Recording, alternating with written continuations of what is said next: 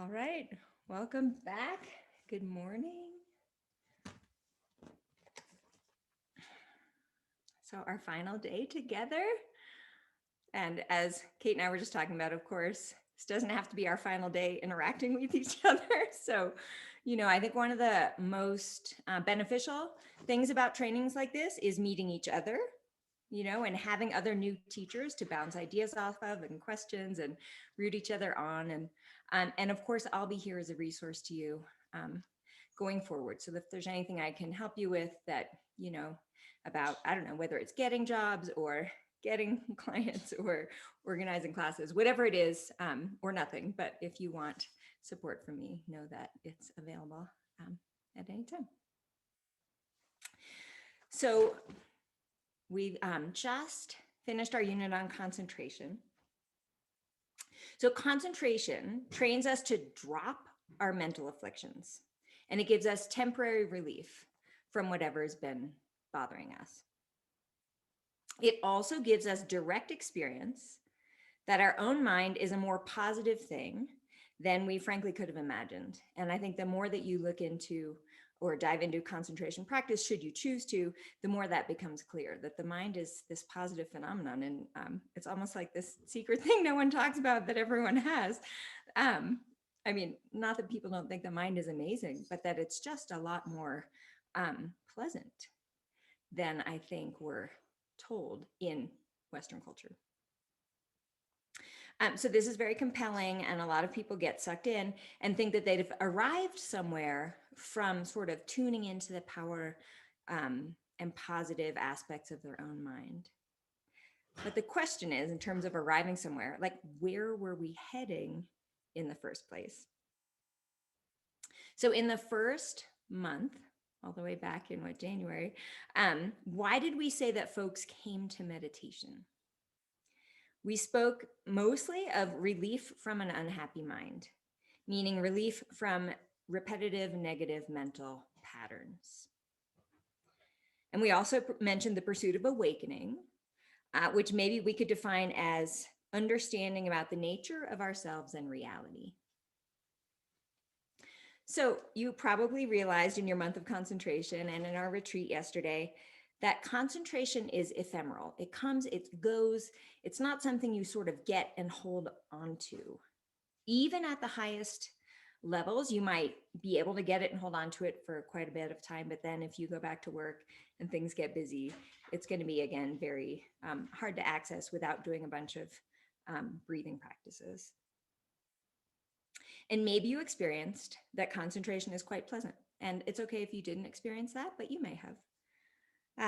And hopefully you realize that it doesn't provide ongoing freedom or direct access to understanding. So stilling your mind isn't freedom if it then goes back to being busy, right? And stilling your mind is not insight either. It moves you more and more toward nothing, which is can be nice if your mind is annoying you, which are all of our minds do. But nothing isn't insight. And this gets lost, which is why I'm making the point too. So let's talk about why. When we temporarily overcome a hindrance, we neutralize that one momentary arising of craving or anger or doubt or whatever it is. So in that moment, we don't respond to whatever the stimulus was, whatever the trigger was. So we don't feed the pattern. So we don't make it stronger. But on the other hand, we don't break the pattern because we're just ignoring the problem.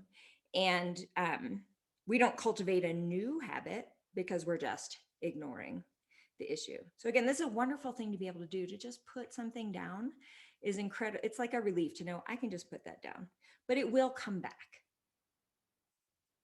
So possibly if in order to put it down, you engaged in wise reflection, as we talked about last month, you might chip away at the pattern. And that could be helpful. Like if you kind of see through it and realize, yeah, that's just, that's what I want, but cigarettes are bad for me. And I know they're bad for me and it's just not worth it. Like those moments of it's not worth it, that could be helpful. But the actual just not doing it isn't it's more neutral than positive, if that makes sense. So if we want true relief from the pattern, we have to cut the difficulty at the root, not deal with each bud as it flowers. That makes sense. However, getting the mind to that kind of pliable, non-distracted place makes it available for what's called deconstructive practices, which is another word for insight practices. So in terms of how concentrated you need to be to do insight practices, different traditions disagree. Some people say it's not important at all. You just need a momentary concentration. And then the tradition I trained in said the deeper the concentration, the deeper the insight. And, I can't tell you who's right. Probably it partially depends on which insight practice you're going to do, I would guess. Either way, some concentration is, I would think, helpful. And different people have different aptitudes for concentration. And if it's harder for you, you might not enjoy it. So I wouldn't worry about it if it's not your thing, is the other thing. Because there's plenty of traditions who say, don't bother. So the other thing about concentration is it is seductive, especially if you're good at it. And it's not unusual to get stuck in bliss for a few years, something I did personally. And your article from Morton was a nice description of how he used concentration practice to avoid his life. And he's not the only person to do it. He just wrote about it very nicely. So we need to remember, if that's you and you're good at concentration and you're planning to do it for a while, which again, there's a lot to be gained. It's a great tool and a great skill, but it's getting connected to life that deepens our spiritual maturity, not avoiding life. So that's why we do mindfulness practices. That's why we do heart practices, to actually engage in life more fully rather than to go over here and be out of life for a period of time and then come back. However, to develop wisdom, it's helpful to be able to be steady, because when we're all over the place and we're reactive and every passing mental state we're identifying with it, then it's hard to actually gain wisdom. And this is how a lot of people, most of us, are walking around the world, because we're not really trained to, outside of these practices, which I think is part of why it's so popular now, is that we feel this need to kind of settle ourselves. So for the yogis out there, Patanjali in Sutra 2.25 says, uninterrupted, discriminative knowledge is the means to liberation and the cessation of ignorance.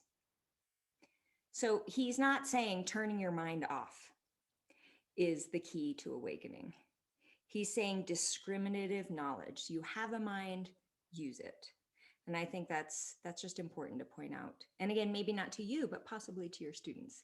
There's a lot of kind of confusion about what we're trying to do and how that's going to help us go where we want to go. However, using the mind, it's not the kind of knowing that can be learned in a book. And I'm not saying books aren't helpful, but this kind of knowing that we're talking about, my first meditation teacher called direct yogic perception. It's more like pure experience than rational thinking. You can read a book about what an orange tastes like, and you won't really know at the end. Like, you can get tips, but you really have to taste the orange, and then you know what an orange tastes like. So it's a lot like that kind of knowing, direct experiential knowing. And Krishnamurti says a little bit about that in the article that we read, although I know I reread them yesterday or the day before, and I know that they're not the easiest reads, those last two articles. So it's okay if it didn't speak to you. So the idea is that we're uncovering the actual nature of our mind and reality, rather than imposing a new conceptual overlay on top. So we're not taking on a belief system. We're not saying this is how it is. We're looking to see directly how it is for ourselves in all of yoga and all of Buddhist practice. So we want to free ourselves from the usual kind of conceptual mess, like everything we've been told about how the world is. We have to get a little space from that to look clearly at what's going on. And then we take the insight that we gain directly back into our lives. So that's the idea about how all of these practices work. actually work. So in terms of insights, there are 3 classical Buddhist insights that we want to experience directly in our practice. And these don't, and I'll explain why, but they're the same in yoga pretty much. So the first of the 3 insights was best said by the Rolling Stones, which is, I can't get no satisfaction. Okay. So that's the truth of dukkha, but it's really better of thinking of it as just not being able to be satisfied. So it doesn't mean we don't have plenty of lovely experiences all the time. But now that you've stopped and looked closely at your being for a few months, has any object, substance, activity, or relationship ever provided you lasting and permanent full satisfaction? Like, think of your favorite things, think of the things that have made you the happiest, lasting and permanent. That would mean you've never had like a bad moment since you got that thing in your life, and it would have to last forever too. So seeing this directly, knowing this, no amount of stuff, no other people, no experiences, no events, no job, no relationship is going to be completely fulfilling. And this is just something to know. It's actually very freeing. So we can stop chasing stuff quite so much. And it doesn't mean there's anything wrong with stuff. A good relationship is fantastic. But it does take the pressure off that relationship if it doesn't have to make you happy. Like, thank goodness, right, from that person. And as the other person relationship, you don't want to be the source of the other person's happiness because you're going to screw up sometimes. And that should be understood. We're all going to screw up sometimes, So seeing this directly frees us up from chasing stuff and chasing people to be happy, which up till now has been exhausting and disappointing for everyone who's tried it. And that's a guarantee. So it's deeply relaxing to see this truth, and it leads to compassion for ourselves and others. Just knowing we are going to be disappointed. We're going to have ups and downs. It's how we're built. It's natural. It's okay. There's nothing wrong with you for being this way. And there's nothing wrong with everyone else who's going through the same thing. It's okay to have ups and downs in life because that's how we are built. That's how our nervous systems are.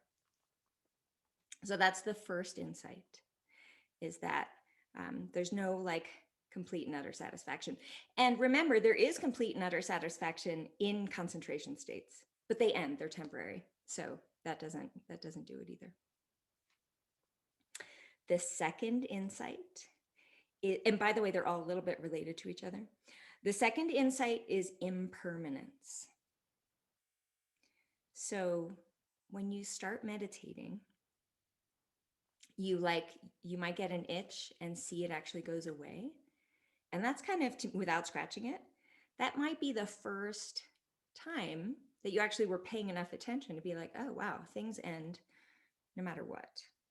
And then you have some discomfort and it either goes away or it moves, which means it went away because that's a new one. And you see directly like, wow, even though I didn't move my body, that changed. And seeing that sort of deeply more and more every year will really change your life, or at least it has changed mine. So again, it's freeing to understand deeply that bad things will change. It's a bummer to understand also that all good things will change as well. But we have this idea that things are going to stay the same.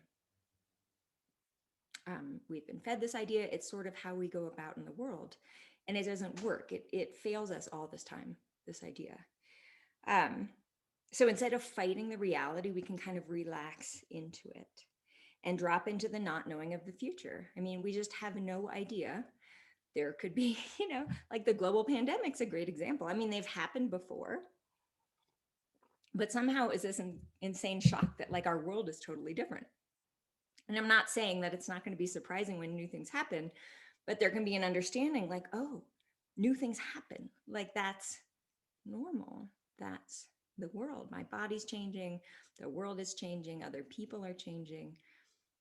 This is true. So Trungpa Rinpoche said, the bad news is you're falling through the air, nothing to hang on to, no parachute. The good news is there's no ground. So, yeah, we don't know what's going on, but also um, that kind of free floating in not knowing is going to keep going. So, it doesn't mean that everything just ends because something bad happens, you know, and good things happen too. So, that was the second insight. Things are changing. And again, we know things are changing. I mean, people say things about that all the time, but this is like a deep, visceral knowing, to where once you get the cancer diagnosis, you're not like, it's not that you're not surprised about that thing, but you know things happen. And I just think we deny that things happen and we expect tomorrow to be exactly like today. Liz. Well, I was just going to comment on that because I hear so many people all the time say, I don't like change. And who really enjoys change? Some people may be more relaxed around that change, I think, or more calm through it. Unless it's a good change, I guess. But I don't know how many people are great with change. So it kind of just makes me think about that impermanence, knowing what we know, but yet people still find discomfort in it. So finding that more calm, I guess, around Yeah. it. So there's going to be people who don't like change, and some people absolutely love change. Like I've gotten less that way as I've gotten older, probably, but I was one of those people who wanted something new constantly. Um, Maybe I didn't like where I was all that much. I'm not sure. Um, but the bottom line is whether we like it or not. I mean, there's lots. I mean, sure, aging in the body isn't really all that much fun. I mean, aging in your mind, I think, is really fun. Maybe until we get to where that kind of aging that we can't like hold on to stuff. But getting wiser is fun. But ultimately, we're not really talking about what we prefer. It's sort of just the knowledge that it's like what's happening. The sun is going to come up today, whether we prefer it or not. It's going to either rain or not rain, whether we prefer it or not. And if we can sort of go with that, it's just going to be a lot smoother. And that takes a kind of deep acknowledgement. And yeah, it might not be, I mean, it can very well be something none of us like. It just, unfortunately, that doesn't matter about how it is. Yeah. So that's the second. Um, and then the third insight is kind of the ultimate no ground that Trungpa Rinpoche was talking about, which is that there's no permanent, separate self. And this gets really confused. I am not saying that you don't exist, right? But it can sound that way. And when Ramana Maharshi says there's only the self, that is the exact same statement as the Buddha saying there's no self. So I will go more deeply into that. But people who only study one tradition think the Buddhists and the yogis are saying the opposite, but they are saying the exact same thing and they're pointing to the exact same understanding. So I'm going to do my best today to go into this, but know that it's hard to describe. Okay. So, in order to just give you a little proof about the fact that the Buddhists and the yogis are saying the same thing, here's what Adyashanti says. And he's comparing the Buddhist point of view and the Advaita Vedanta point of view, which is Ramana Maharshi's, which is the yogic non-dual tradition. So he says the sense of self becomes like sugar dissolving into water until it's as if there isn't a self, and yet we still exist. So what we're talking about is merging with our environment and each other, not disappearing. Okay, but back to Adyashanti. Ramana Maharshi might have said, all the sugar dissolved. No, the Buddha might have said, all the sugar dissolved, there's no self. Ramana Maharshi might have said, the sugar dissolved into the water, so the water and the sugar are the same thing, there's only the self. So the question is, how do you describe the sugar dissolving into water is one idea. It's not that the sugar goes away, but it becomes connected to everything. And then the words, whether it went away or it's everything, those are just semantics because it's hard to describe. Language fails at non-conceptual experience. So in any case, That's my argument for you. And you'll hear everywhere else that there are different points of view and opposite, but they're pointing to the same experience. Or else it would be kind of weird if the ultimate experience were opposite in two different traditions, because we're trying to point to what's human, what's really true. And you should be able to experience this for yourself. Um, and all the talking about it is just to point you to the experience at some point in your life, momentary, maybe it lasts a long time. Maybe it's just a glimpse. Maybe it's, you know, your next life if you believe in that. But I think it's nice to point, it's planting seeds to even talk about. Like maybe this doesn't interest you at all, and that's totally cool. It's still, I wasn't interested in this stuff when I started either. I don't know how I got here, but you just never know what's going to kind of sprout in you. So it's worth talking about. And you don't know what your students may come having questions about this stuff. So anyway, this is just a little groundwork.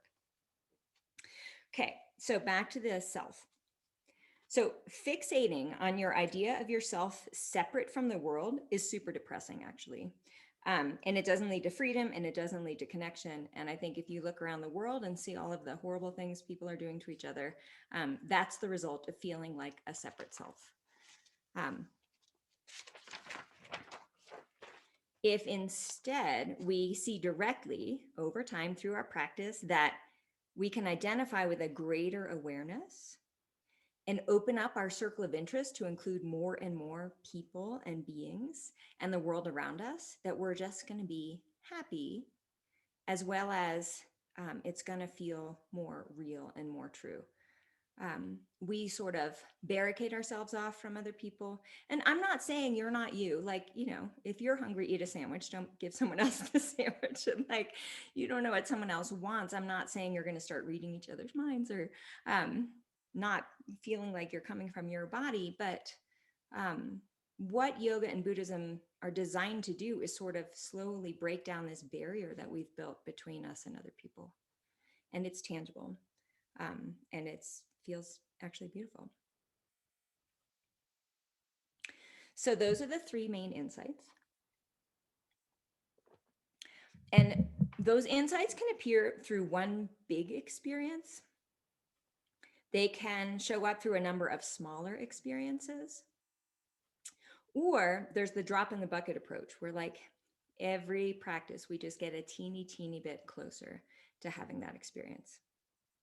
Or maybe it's some combination, one big experience, then a bunch of little ones, or anyway, it can just happen many ways. So it's not wrong to not have a big experience, is my point. In fact, more people don't have a big experience than do. It's just that if you have a big experience, you can write a book. So, because it's interesting. And then I think, but the problem with that is then you've got all these people thinking, if I haven't had a big experience, I'm not seeing clearly. And that's just not true. Most people have it happen very slowly. And I don't know if I have this quote in here. I think I don't have the quote in here. Maybe it's later, but Rupert Spira says something like, you can awaken so slowly that you don't know what happened till later. And my guess is that's more common than having some flashy experience that you could write a book about. So also, it just depends on your tendencies, right? Which of those three might be first, because usually it's one primary, and then whether you have big experiences or not. Each insight informs the other. So once you kind of have one, the others make more sense. And again, I'm not saying they don't make sense conceptually, but we're talking about a kind of direct, like visceral knowing, like again, tasting an orange, just feeling it. My guess is depending on the method of insight practice, it points you to one of the three more than others. And your teacher, if you get into this stuff, is going to teach you the one that worked for them.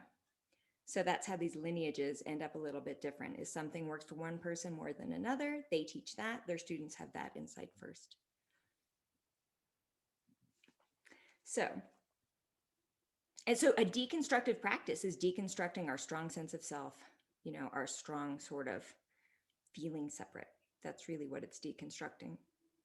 So I'm going to explain to you a bit about how deconstructive practices work. And again, we're not going to do a ton of them. I just want you to kind of have this knowledge of what's out there so you can sort of categorize something when you hear about it. So Rupert Spira says, he describes it this way. Your mind needs an object or direction, or else it comes to an end. And by the way, like, so this is true if you've ever, has anyone ever done lucid dreaming practice? So if you ever get into that, it's actually really fun. Not at all necessary for any of this stuff, although it's taught in these traditions. If you're in a lucid dream and you want to keep it going, you have to have a story. And if you don't have a story and you just sit down and close your eyes in a lucid dream, the dream goes away.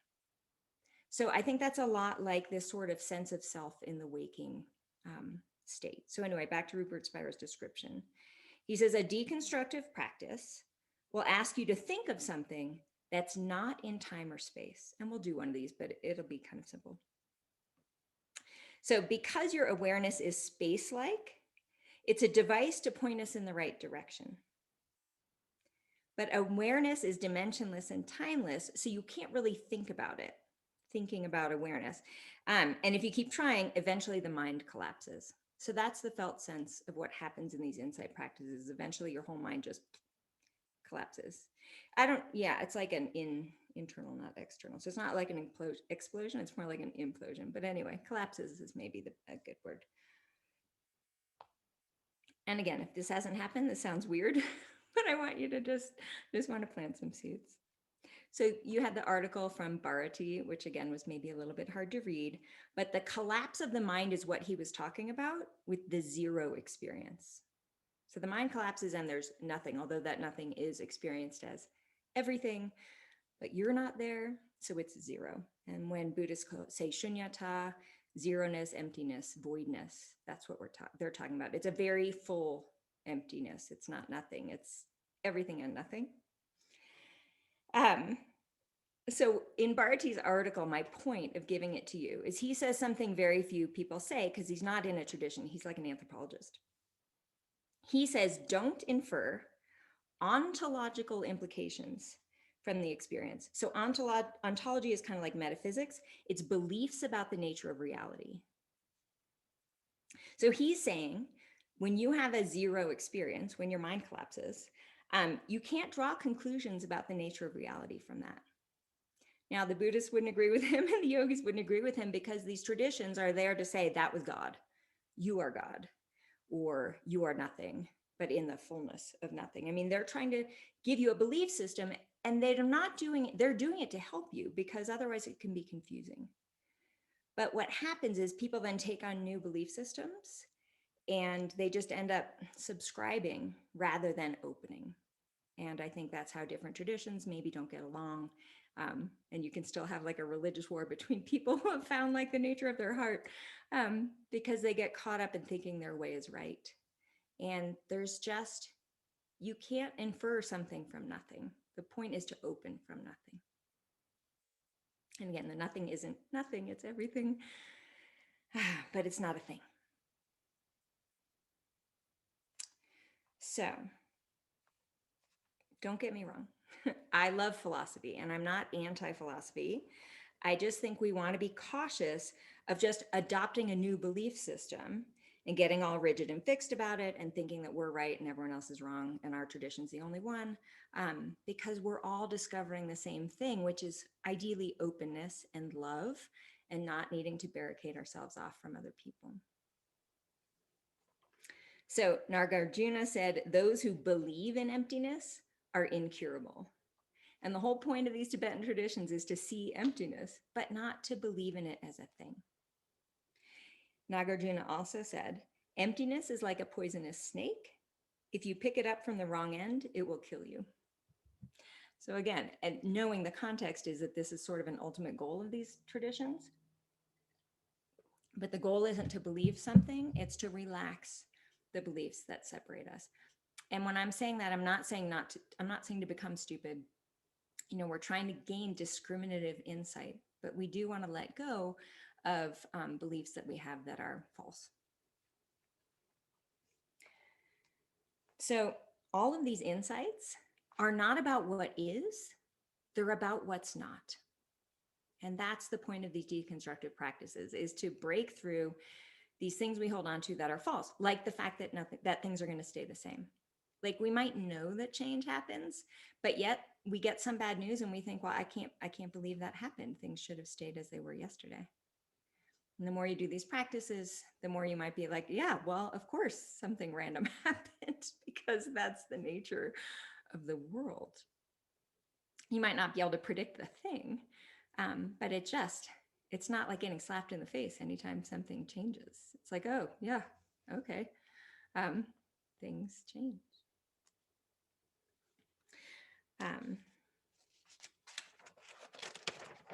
so those are the 3 insights. The question then is, how do the insights inform your life? So and what happens sometimes is people just kind of float around separate from everything because they have some kind of emptiness experience and they think the world isn't real. So here's a description from Richard Freeman about how to do deconstructive practices well.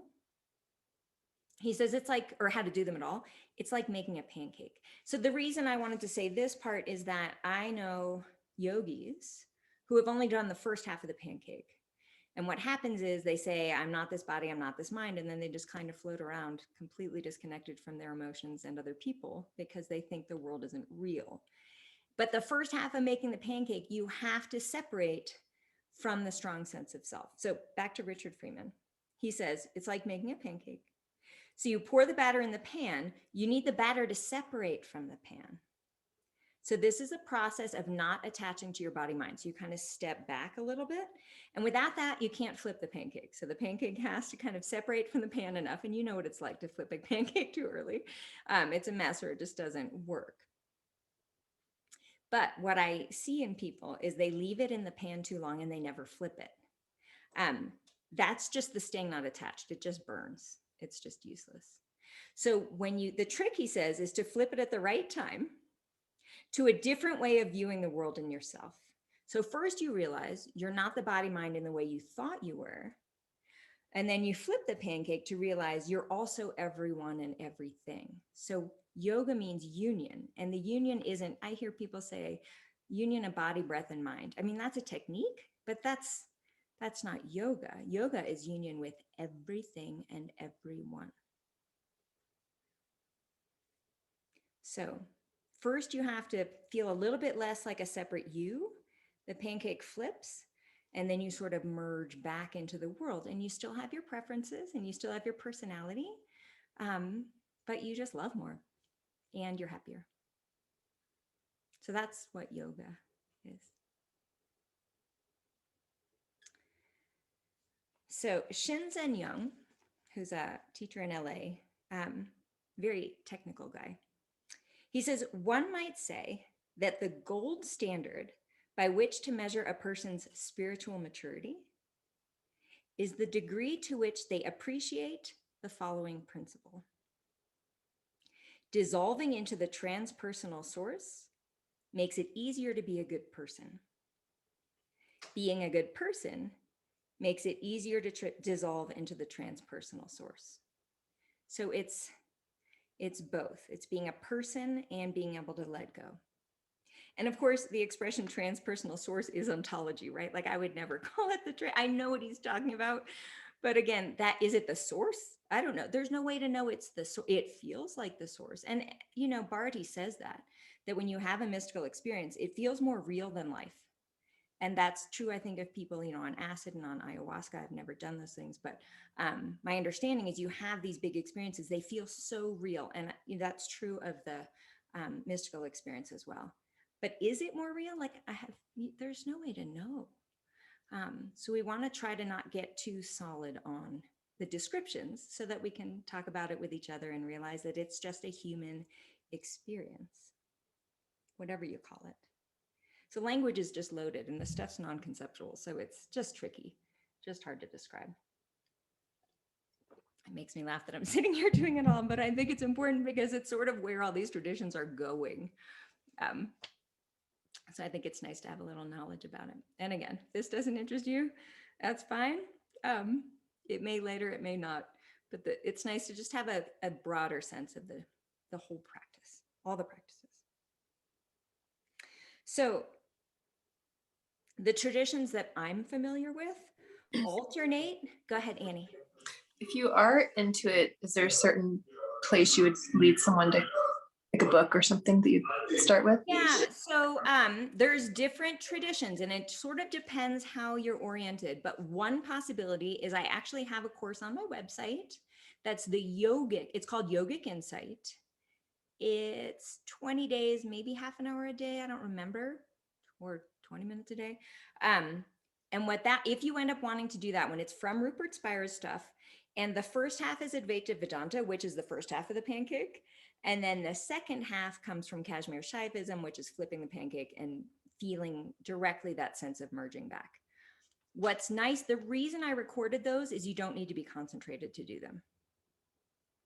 Then in Tibetan Buddhism, I was trained, the first thing I ever did was these practices, which was the Mahamudra tradition.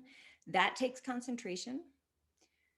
And then there's a Dzogchen tradition, which is a parallel Tibetan tradition, taught by people like Lama Surya Das. I like his stuff. But again, those you would do on retreat. The Dzogchen and the Mahamudra, you wouldn't do at home. I don't think you'd get anywhere. Although we're gonna do a little mini one right now. Whereas what Rupert Spira says about his stuff, the yogic tradition, is it's right there. So if you're interested, the other thing I recommend, if this is your thing, talk to someone as you go through it, because it's easy to think the wrong thing about it. So you want to check in with someone, whether it's me or someone else, from time to time and say, is it this, or because what can happen is people can feel disconnected. Like all the people I've walked through it, which isn't that many, there's going to be a phase of being like, nothing's real. And that's okay as a phase, but it's depressing. So you don't want to get stuck there. That's keeping the pancake, staying too long before you flip it. So if you choose to do that, and I can give you books too, but he's so dry. He's so I can't read his books. Lindsay can. I can't do it. I prefer the practices and the direct experience. So yeah, we can talk about it too, but that's a little potential resource. So in terms of staying connected, what one trick you can do while you're doing insight practices, and what I was trained in, is you alternate the deconstructive practice with a heart practice. So you like kind of keep connecting back in to help. So that's one trick to not lose the plot because this stuff, it's weird. But I think I think it's true and real if this is how you're oriented. And again, I will talk more today about the fact how you do not have to do that path at all. You won't miss anything if that's not how you're built. So no problem. Let's do a little practice with this stuff and you'll just get a little sense. Let me get my bell of what we're talking about, what I'm talking about. And these will not be the yogic stuff I was talking about. These are just some very simple, more the Dzogchen angle. I guess they're both Dzogchen tradition, I think. A couple things we're going to do. Just little experiments with the mind.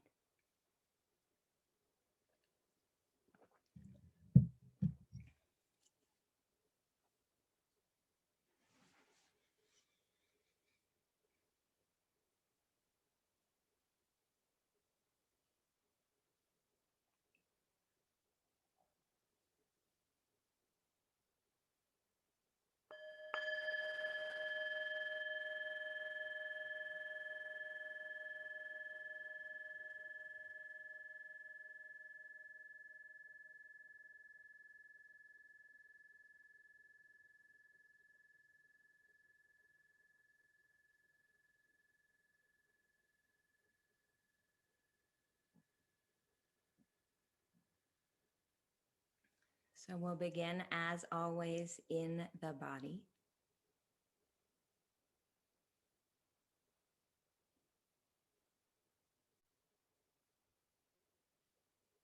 And by now, this should be kind of habitual, right? Knowing how to set up your body. You might have your routine of looking around the body for energizing the spine and relaxing around the energized spine.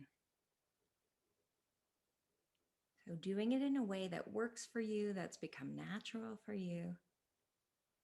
Trusting this.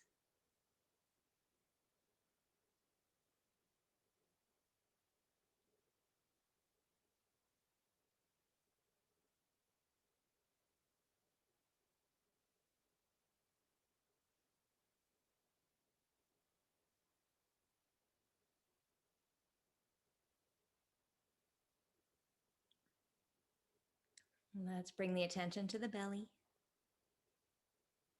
Relaxing the belly to allow the breath to settle into a natural rhythm, unimpeded by tension in the belly, not directed by the mind. Relaxed breathing, however the body chooses to breathe.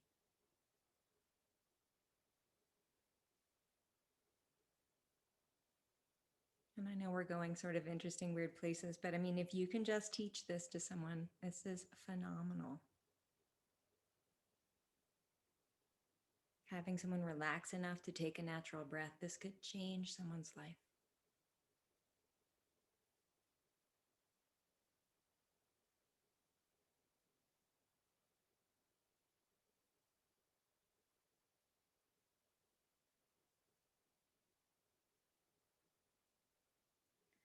So we're sort of collecting ourselves around the breath here by observing the breathing.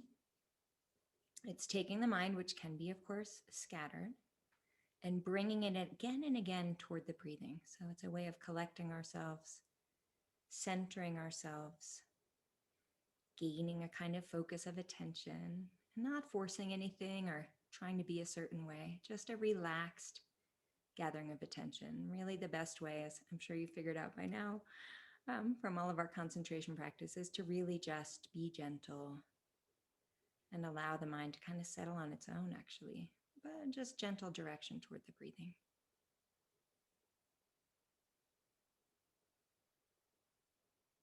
A relaxed attitude, kind attitude to yourself.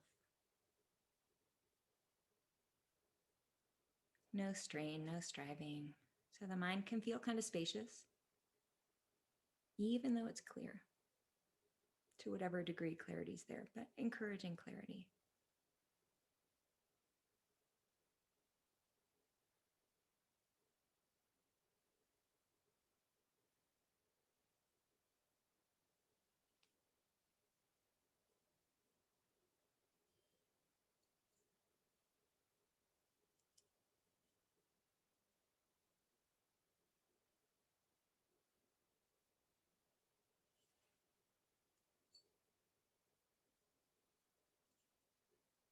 So in a moment, I'm going to sound the bell. And what I'd like you to do is listen to the sound of the bell all the way to the end. And then when the bell ends, I want you to listen to the space where the bell had previously been. So again, listening to the bell, to the end of the bell, and then listen to the space where the bell was. At some point, you'll lose the attentional stability on the space, at which point just go back to the breathing. Doesn't matter how long you hold it.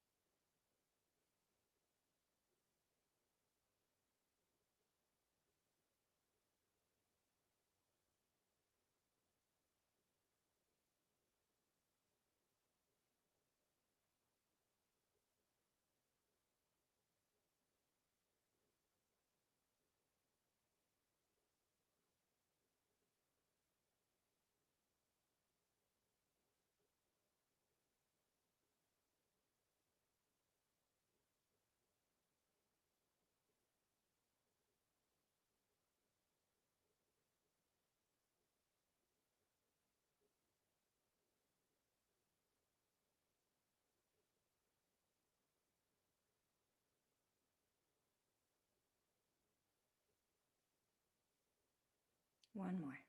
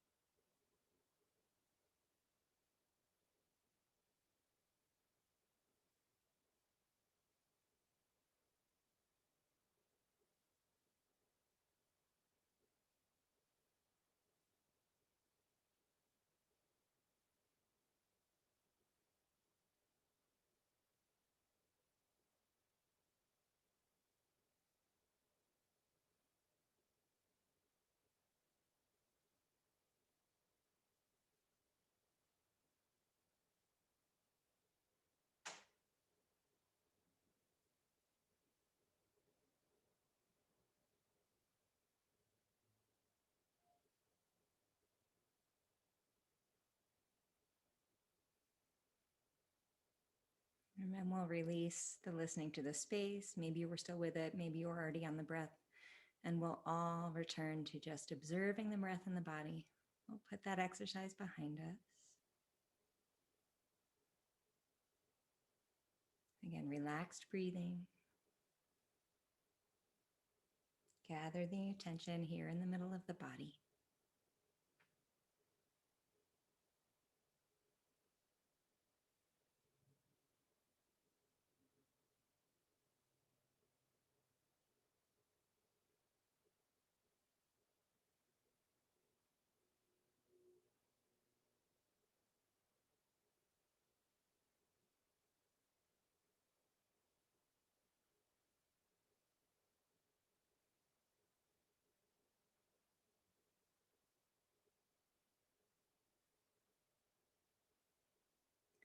And now we're going to do one more exercise. Try not to think about it, just play around with doing it. So, on the next sort of natural inhale, during the inhale, I want you to turn the mind around and look at awareness itself. And on the exhale, release. Maybe you take a couple breaths in between, natural breathing. And then the next time you're ready, you can inhale, turn the mind around, awareness looks at awareness, and exhale, release. And keep trying this a few more times. You could do it every breath. You could do a bunch of breaths in between. Just whenever you feel ready, inhale, turn the mind around, awareness looks at awareness itself. Exhale, release, and just play with it. It's an odd instruction, so don't, instead of thinking about it, just see what happens when you try to do it.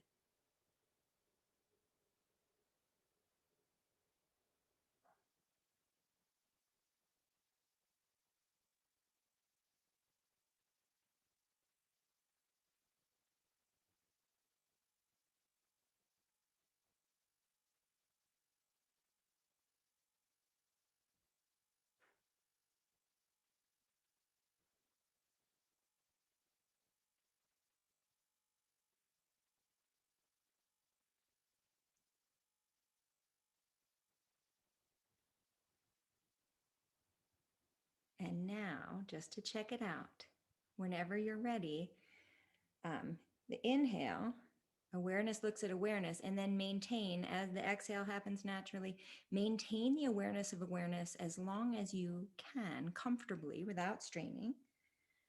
And then just release and go back to the breath. When it'll naturally happen. And then whenever you're ready again, you could inhale, awareness looks at awareness, and then maintain that as the natural breathing continues. Maintain it as long as it just sort of naturally stays. And then when you lose it, no problem, back to the breathing. If the sustaining doesn't work for you, you can stay on the one breath. That's fine too. This is just an exploration.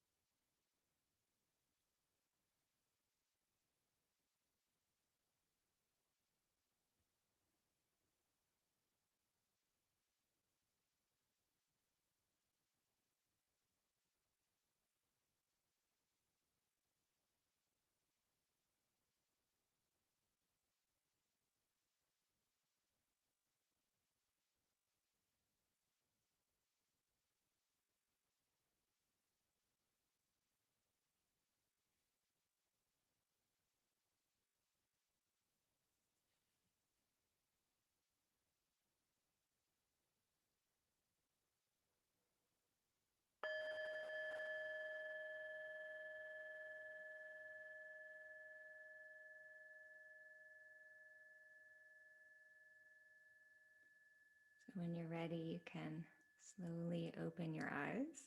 I know now the bell like means something else.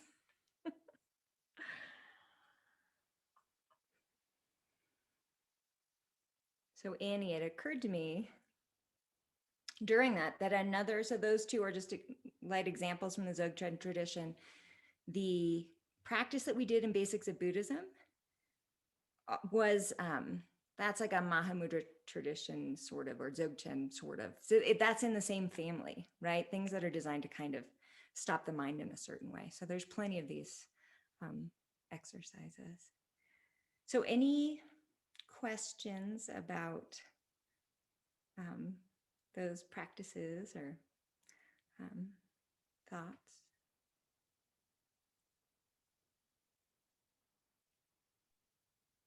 I found myself when the first one, we were listening to the bell and then trying to listen to the space the bell occupied.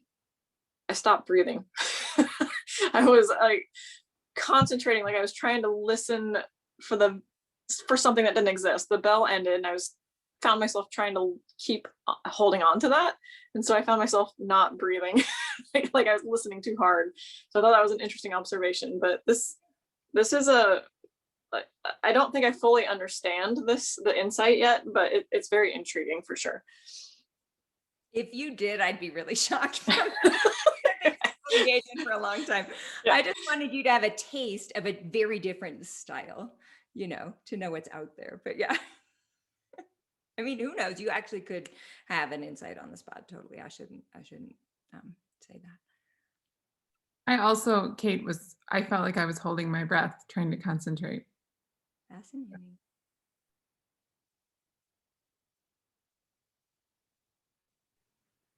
I think the sound one was really great for me because then I heard a dog barking and I was holding space for the dog barking. And then my leg got a little cramp in it. Then I was holding space for my leg to cramp. And it was very interesting in that I have a problem with the looking at awareness thing. I'm like, okay. Then I'm like trying to imagine my mind turning inside out. And then I'm like picturing my brain flop the other direction. Yeah. And then I'm like, am I supposed to be looking at myself? What am I doing here? And then it's like, oh, let's go back to the dog barking. Yeah, good. And some things work for some people more than others. But yeah, it's designed to stop you thinking, and yet it can make you think about what the hell does this mean? Because it's not, it's not conceptual.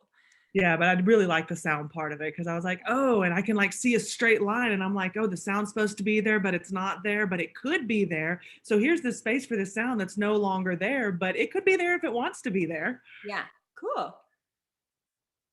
In all of these practices, some will work more for you than others. And knowing this for your students too, right? Just because you teach them meditation and it doesn't work for somebody doesn't mean you couldn't think of, let's say you're in a private lesson, then start thinking, oh, if that doesn't work for them, let's think of something really different that I know and try that, So it's great to have that knowledge that everyone isn't supposed to work for everybody.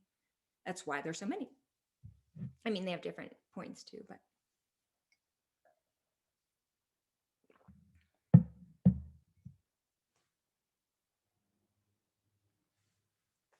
So one thing you may have noticed in both exercises is that it's hard to stabilize your mind on something that's not tangible. A lot harder than stabilizing your mind on something tangible. So that's why people do the concentration practices before the insight practices. Because if you had done 2 weeks of concentration and nothing else, and then had that practice introduced, you could listen to the space where the bell had been for a really long time. Like, I don't know, maybe half an hour or something instead of measuring in seconds. And the same thing with awareness of awareness. If you think about it, it doesn't make any sense and then it's like confusing. But if you just sort of get a knack of sort of how your mind interprets it and you do it, if you'd been concentrating for 2 weeks, you might be able to do that for an hour. So that's traditionally the purpose of the concentration practices, is to be able to do these. So I was trained the very first time I meditated, we did a couple of weeks of concentration, and then we're asked to look at like the location of a thought, which doesn't exist. And like, I could actually sit and focus on a thought not having a location for a really, really long time. Just because we were really isolated in a random hotel in India with like where we weren't leaving the building, and there were no, cell phones didn't work that way at that time, and all of that. So there was no texting or anything. Um, we like broke out to buy chocolate on week 2, but that was it.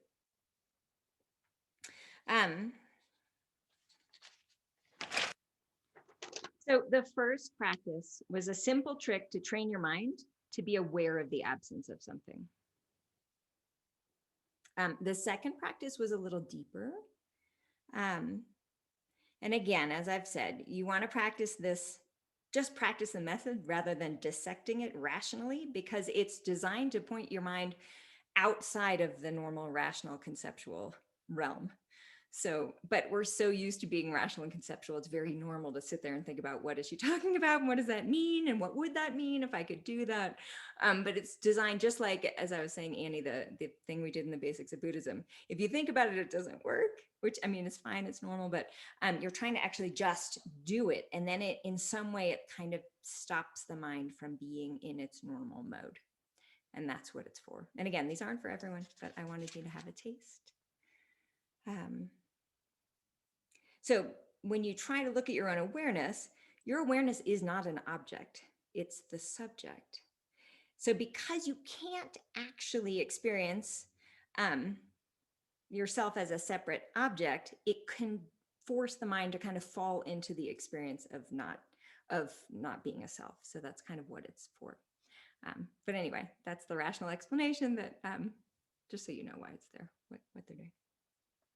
So, and I've sort of said this, but usually these sorts of practices, deconstructive practices, are done with a teacher, not like with you every day, but checking in so that someone's had enough realization to guide you through the potential pitfalls of these practices, which they're fairly standard pitfalls.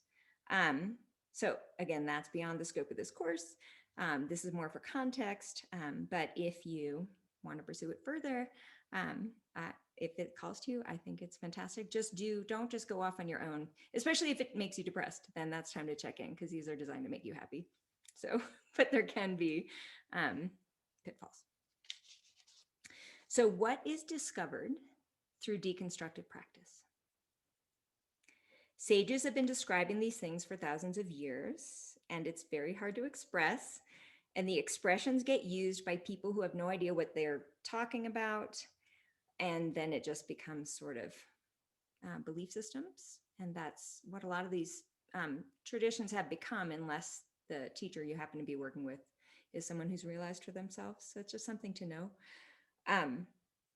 So when your students recite like spiritual language to you, try to get them to use their own words and normal language so you can figure out if they even know what they're talking about or they just read something in a book.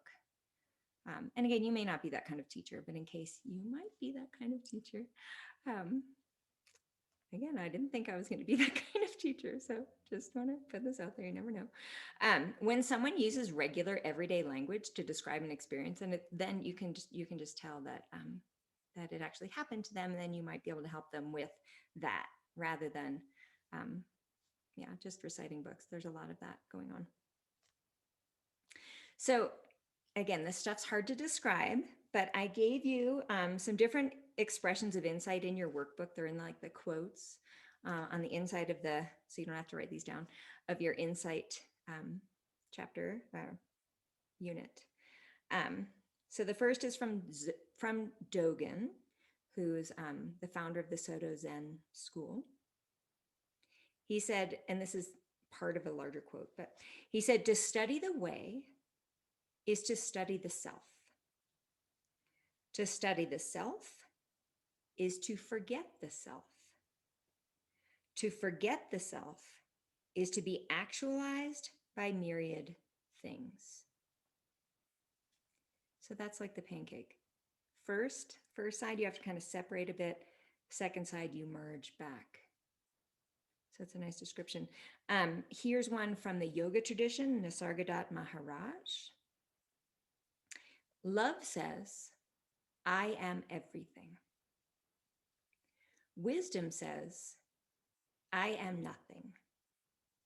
Between the two, my life, my life flows. Here's another one, Kalu Rinpoche, Tibetan Buddhist. We live in illusion and the appearance of things. There is a reality. We are that reality. When you understand this, you see that you are nothing, and being nothing, you are everything. That is all. So these are just kind of famous descriptions. One more that I like. Bob Thurman describes awakening as transparency. Kind of like that. He says, it's like when you fall in love. He says, before anything goes wrong. So like, the first couple of weeks, you fall in love. And your identification of yourself expands to include the other person. And in a sense, they become the most important part, and you kind of forget about yourself. Just like having a newborn child. So you sort of feel one with this child, but they kind of feel more important because they're the focus, and your sense of self might kind of fade into the background. Those are just, again, descriptions of this experience and then way of being. So Bob Thurman says that when the Buddha became transparent with himself, to himself, he fell in love with all beings. So again, transparent doesn't mean you don't exist. It's just less solid, less separate. Another, and I like this better than the sugar into the water, I think, Bob Thurman describes the experience of this realization, which is essentially the not self, is like butter slowly melting into broth. That must be a maybe Tibetan expression, although it could be Mongolian.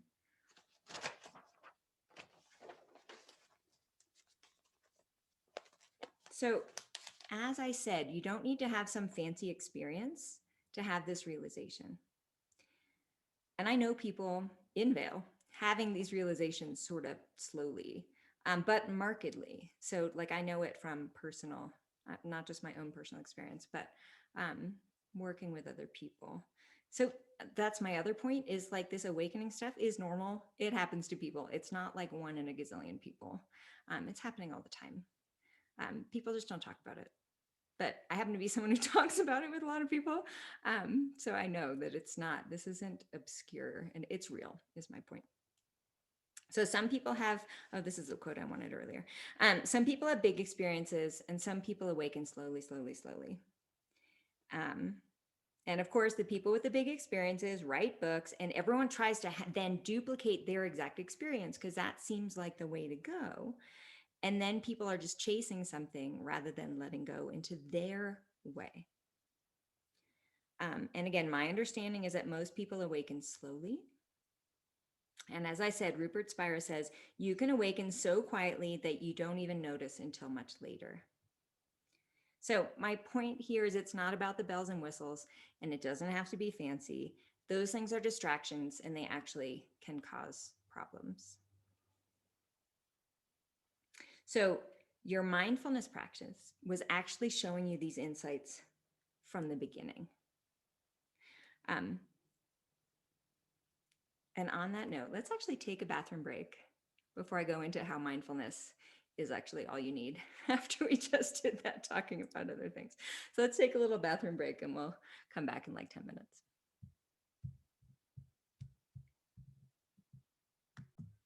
Okay, we're back on recording. And again, if the insight stuff is what you're into, like we can keep the conversation going, because I just love this stuff. And I might record a course on kind of open awareness mixed kind of with the Dzogchen stuff. It's in the back of my mind to figure out, but I just want to make it palatable. I don't want it to be weird, and I don't want it to be uncomfortable. I want it to feel sort of holistic and connecting and integrating. So I've been mulling this over for a few years, actually, how to do it well for us, because we're not Indians. We didn't grow up with these ideas. So since we have these other conceptual ideas to introduce this, as opposed to, spending your whole life being told this stuff, it's very different. So we want it to work for us. But where we left off is the fact that our mindfulness practice was showing us these insights from the beginning. So it's really all been there from the beginning. So Rupert Spira explains that most people believe that they are an amalgam of their thoughts, feelings, sensations, and perceptions. So this is something to look at for yourself over time. Like, who are you? So by observing these from the point of view of awareness in our mindfulness practice, we are literally actually identifying with awareness in those moments rather than being cognitive fusion with the thoughts, feelings, sensations, and perceptions. So we've been doing this from the beginning, which is why the Vipassana tradition, which is a mindfulness tradition, calls itself insight. That's what Vipassana means. So this being the awareness instead of being the objects of our awareness is a major blow to our sense of fixed identity. So we've been doing insight practice all along, and really all practice is insight practice. It's just more subtle from the mindfulness point of view. So also your heart practices help you to let go of thought patterns that separate you from other people. And they align you with a new sense of self that's more open and loving and connected. And this connection is awakening. There isn't another awakening. So the practices that open the heart are also insight practices. So you don't have to do the formal deconstructive stuff to awaken unless they speak to you, in which case they can be really faster. Jack Kornfield says, and this is possibly my favorite quote about all practice because it's just so true and so clear. He says, the point is not to perfect yourself. The point is to perfect your love.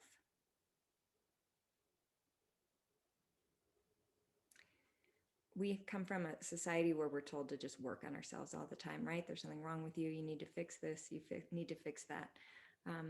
But that's not what we're doing with practice.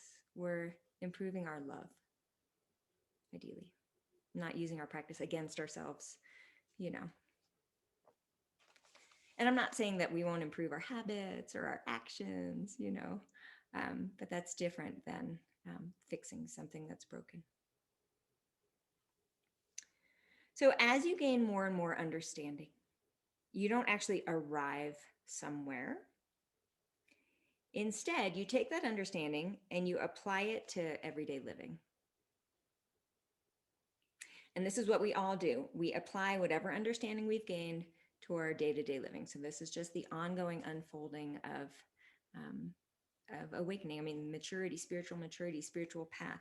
It's learning things and applying it to our lives. That's the goal. That's the process. Meditation is to help us improve our everyday life. It's not a goal in itself. It's a technique to improve our lives and the lives of the people around us.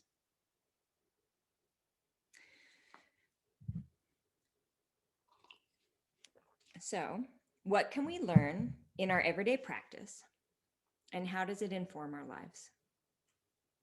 And how can we transmit this to other people? So let's consider, what have we learned so far in our practice? 3 months of practice. I'm confident that we have all seen that our minds jump all over the place. Right? That's the first thing that everybody learns, okay? We all have seen by now that some of our thoughts are intentional, but many of them are not volitional. Many of the thoughts happen without us intending to happen, wanting them to happen, trying to have them, right? This does not take very long to discover. All of your students will discover this the first time they sit as well. And it's not that we didn't know it before, right? But that's the direct experience angle, that then you really know it, like instead of just thinking, just taking the time to pay attention. So remember, the Tibetan word for meditation translates to familiarization. So we start to become familiar with our own mind from taking some time out from busy life and actually noticing it. So we start to see that our thoughts run in patterns. Maybe we realize that our patterns of thought are based on what's called conditioning, which means we've been taught these habits of thinking by our parents, by our teachers, and by our culture. That might take longer to see. So keep looking if that's not clear yet. Vasubandhu said, everything conceived as self or other occurs in the transformation of consciousness. So we're creating our world through how we perceive, and through how we've been taught to perceive, through how we've been told the world is. So let's back up a little. And, so that was a big statement, actually. So is it true? Is it true that everything conceived as self or other occurs in the transformation of consciousness? I'm going to give you some arguments for why it might be true. So you take in sense information, light waves, refracting sound waves bouncing around, coming into your ears, sensory nerve impulses on your skin and inside the body. And your mind makes a story out of the light waves that come in the eyes and go through the optic nerve to the right part of the brain, and the sound waves that go in the ear and go through the I think it's the ninth nerve into the right part of your brain, auditory cortex. All of the senses about the body that come through. I think some just go through the spine and others go to the brain.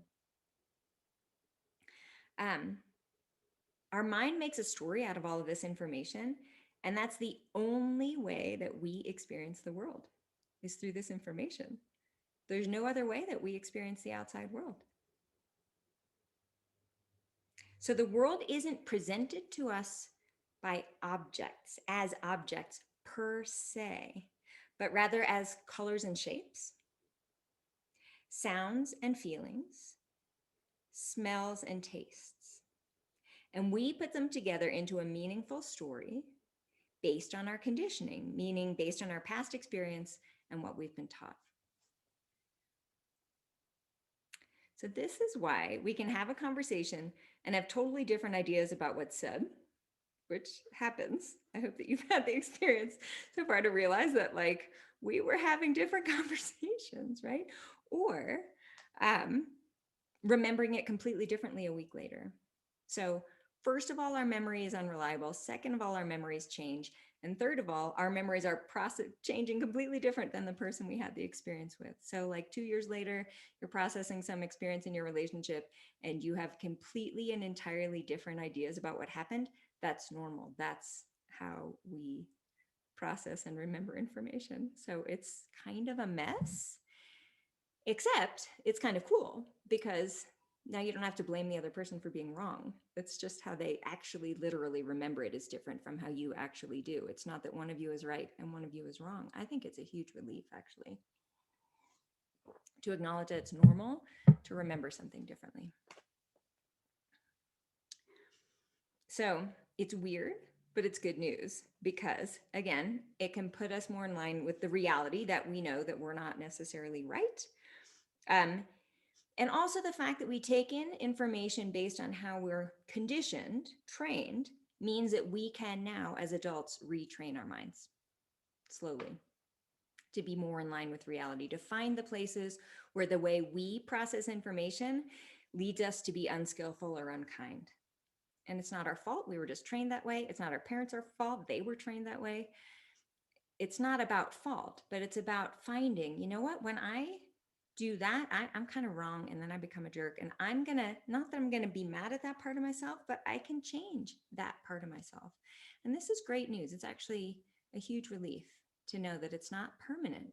Because it was trained, it can be trained differently. It's not like our nature to be a certain way. Different cultures are very different, and emotions in different cultures are very different. They're trained. It's fascinating. If we recondition our mind and change how we process information, we change our world. And this is what karma refers to. So the false idea of karma misunderstanding is it's like cosmic retribution for being bad, as if there's someone out there deciding what's bad or good, and then they have like some ultimate power. I think that's kind of like maybe, I don't know, artifact of understanding of like a theistic model or something. I'm not saying there's no God or anything, but that's not what karma is talking about. It's much more scientific. So karma, from the point of view of yoga and meditation traditions, is movements of the mind based on the intention that underlies the movement of the mind. So every thought, every time we say something, every time we act, it conditions our mind. And this conditioning is essentially our process of perception. And our perception is our world. So, I mean, is that right? That your perception is your world? Think about it for a sec. Is there a world that you live in outside of your perception? So is there a world that you live in? I'm not saying one you can't imagine, but one that you live in that's outside of your perception. Can anyone think of, let's say, an experience they've had outside of their perception?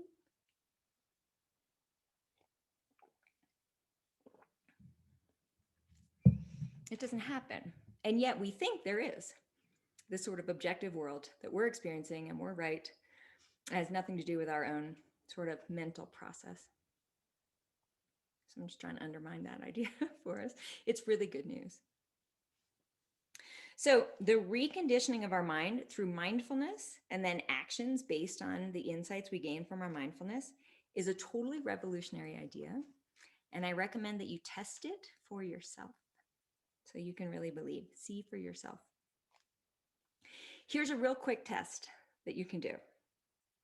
Spend a morning walking around smiling at every person you see, not in like a creepy way, just like kind of like, light, not too much eye contact, don't get in their face, COVID, whatever. So spend a morning smiling at everyone you see and see what the world looks like and feels like, knowing that you're doing that as an experiment. And then spend the afternoon with a grumpy or pissed off look on your face. And notice that the world changes. People will literally, we have mirror neurons, they're going to feel some, unless they're too distracted to notice what you're doing, but they'll shift their faces too. And all of a sudden the world seems a lot grumpier.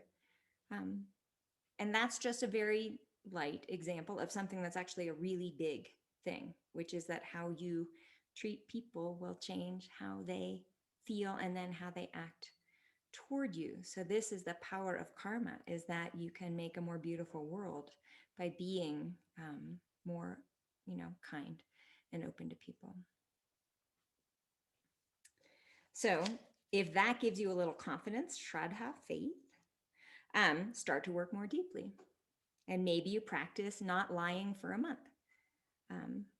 A month might not be long enough to change everyone around you, but maybe you do it for a year. At some point, people stop lying back to you unless they have like a serious problem, but you'll see through it because they feel safe around you.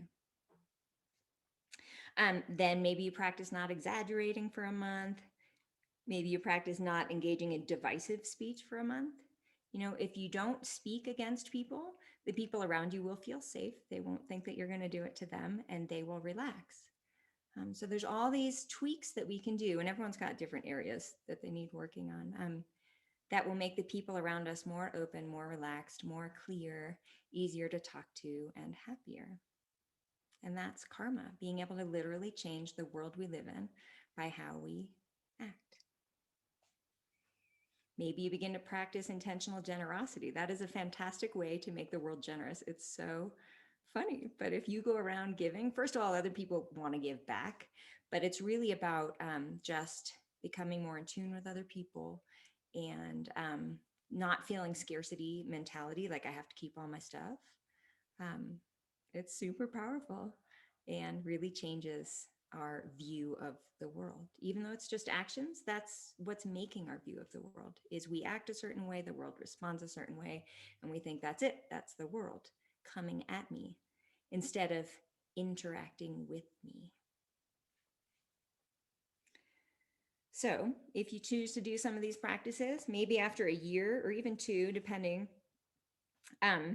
Look and see what the world looks like given that action. And I think you'll be amazed. I spent a number of years doing these sorts of things and was completely shocked. And then you can start to see, like, so I did all of this stuff, but I still felt like I was having unclear conversations. There were conversations where I wasn't sort of getting the right outcome. And I finally figured out that when I didn't really know what to say, I would just be vague. And when I'm vague, the other person can't either say, you're right, you're wrong. Yes, I can do this. No, I can't do that. So I'd end up in these sort of weird situations. And I finally realized, no, I have to be clear. I mean, I don't have to say anything if I don't know what to say, but being vague and expecting the other person to do what I want isn't going to happen. I don't mean do what I want, like control them, but like we're working together, we're in relationship. So I had to kind of get clear about what I wanted, and I worked on clarity for a year or two, and all of a sudden all my relationships got clear. It was that because I stopped being vague. So it can be, you can think of it as something fun, a kind of adventure through your own life, and it's all for the improvement of your experience and those of the folks around you. So what we learn through this kind of looking closely at our life and tweaking our behavior is that the world isn't happening to us. We're interacting with the world. We're co-creating our experience all the time. So we can't change what happened in the past, and we can't necessarily change what's happening now, because it's maybe all the causes and conditions have already sort of happened to put into play what's happening now. But when we interact with what's happening now, we affect what's happening now to some degree, and we change the course of the future. So this is sort of a powerful developing, co-creating of the world in a very scientific way. Again, not woo-woo, not magic, very testable hypotheses. So the good news is that because intention drives karma, thoughts that are not volitional don't create karma unless we feed them. So if you randomly, I mean, when you start noticing, looking at your mind on a day-to-day basis, you're going to have thoughts that are ridiculous, like ridiculous judgments against people you don't know based on something that, you know, a caregiver felt about people who are like that in some way. I mean, I've seen some crazy stuff pop up in my mind. If a crazy thing pops up in your mind and you laugh at it and don't take it personally, it creates no karma. If a crazy thought pops up in your mind and you say, you know what, that must be true because so-and-so told me to think that way, then the karma is taken on. So, and here's a fairly long quote from Bob Thurman. I think Annie may have already heard it, but it's just one of my favorites about anger. And I like to pull this one out because I feel like in Western society, many of us have been fed the idea that anger is effective and helpful. So Bob Thurman says, it may be difficult at first for us to recognize that all actions driven by anger and hatred have negative consequences. Our usual tendency is to think of anger as somehow being our friend. Remember how, as a child, you would throw a temper tantrum, allowing your rage to burst forth in tears, flailing your limbs, and perhaps even shouting nasty words at your parents, such as, "I hate you." If your parents eventually gave in to your wishes, you would feel triumphant. Expressing your anger got you what you wanted. Only later, as a mature adult, do you realize the damage that you did, how badly you made your loving parents feel, how it tortured them to see you acting like that. And you may even see that you harmed yourself by training yourself to react to difficult situations with anger. And by the way, this works for other habits, whatever habit it is that we trained ourselves in when we were young. But this quote's about anger. So he says, the key to quitting the anger habit cold turkey is to recognize that it's not at all our friend. It's addictive because it seems to bring us benefit. Then when it doesn't, It fools us into thinking we need more. The alcoholic has to overcome denial and admit that the alcohol itself is destroying him. The nicotine addict has to realize that her cigarettes are killing her. We anger addicts have to face up to the reality that anger is our enemy. When we take a closer look at reality, he says, we see that the seemingly creative energy that comes from anger and serves to remove obstacles to our happiness is purely destructive. It can be difficult to realize this because when anger rises, it speaks to us with our own voice. When we give ourselves orders, we can only obey. When someone makes us angry, a voice within us that we feel is chief commander says, "That's it. I can't take it anymore. I hate it. I'll make it stop. I'll get them back." We don't think of ourselves as obeying our own voice. We just think we're directing ourselves naturally. But actually, our impulse is controlling us. It's manipulating our mind, speech, and body like a child manipulates a doll.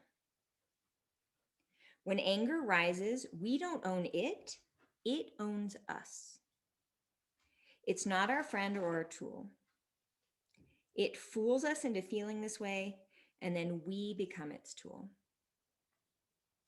And he finishes up saying, a central component of the destructiveness of anger is this feeling of helplessness you experience while you're in its grip. Just as a gun cannot resist the trigger finger that causes it to shoot, even if its barrel is obstructed, and it will explode on itself when fired, so people in the grip of anger feel they cannot stop themselves from taking the actions dictated by that passion, even if they're going to destroy themselves along with their target. As long as you're in control of yourself and able to choose your responses rationally, you may seem fierce. You may seem violent or intemperate, but you're not really angry. He says you're angry when you lash out blindly, when you're swept away by the feeling of utter hatred of your enemy, when you will stop at nothing less than the destruction of your target.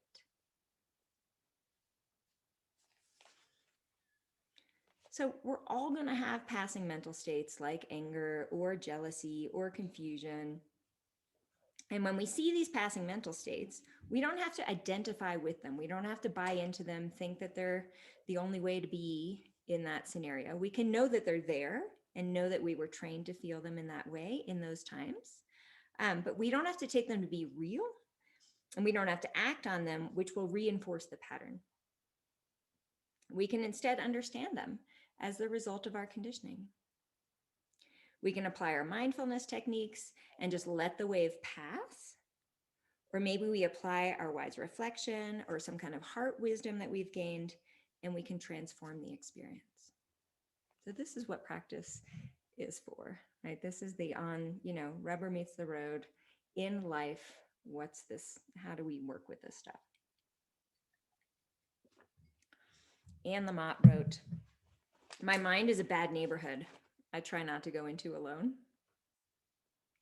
And then my teacher, Noah Levine, kind of took that and ran with it. And he describes this like developing a neighborhood watch program, which is his sort of like what mindfulness is. So you're in this bad neighborhood, and there's bars on the windows and nobody goes out, and there's like needles in the street and trash and everything. And then like slowly people start like looking out the windows and kind of monitoring what's happening and calling the cops when they need to. And slowly over time, they clean up the neighborhood and it becomes safer, and people start hanging out on the stoops and enjoying each other in community. So that's kind of like what a mindfulness practice is doing for our own minds, making them safer neighborhoods. So when we practice, we show up for our own being. We're showing ourselves that we care. We begin to turn toward that which we find unsavory, The parts of ourselves we've been denying and suppressing, often due to fear of those parts of ourselves. So we start to look at these dark corners. And that's how we clean up the neighborhood. And there isn't another way. And since this is where we live, there's nowhere else to move. It's just the one mind. There's really no argument for not cleaning up the neighborhood. Carl Jung wrote, "One does not become enlightened by imagining figures of light, but by making the darkness conscious." He says, the latter procedure, however, is disagreeable and therefore not popular. But it's the only way. It's the only way to go. So at its essence, awakening is about bringing consciousness to the unconscious mind, not by pretending everything is the way we think it should be. Instead, it's turning toward the darkness. And the darkness is really what we think is dark, right? Like what we're afraid of in our own mind. Doesn't mean it's actually dark necessarily, objectively. This is very personal. Novelist Michael Ventura wrote, "The people that you have to lie to own you. The things you have to lie about own you. When your children see you owned, they're not your children anymore. They are the children of what owns you. If money owns you, they're the children of money. If your need for pretense and illusion owns you, they are the children of pretense and illusion. If your fear of loneliness owns you, they are the children of loneliness. If your fear of the truth owns you, they are the children of fear of the truth."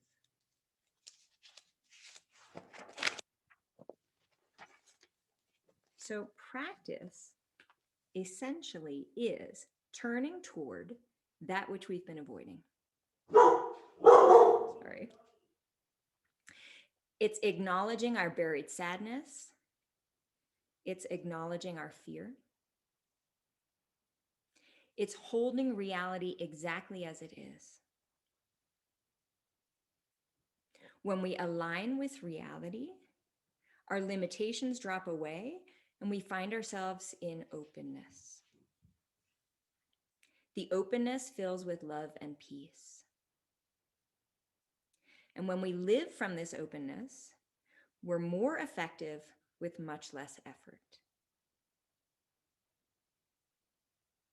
So things get easier, actually.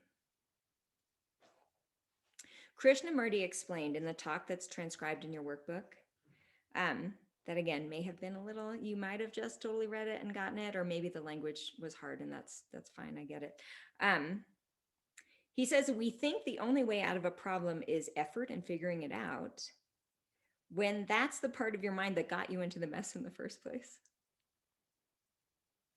So meditation gives us another way to be, a direct experience of another mode of being.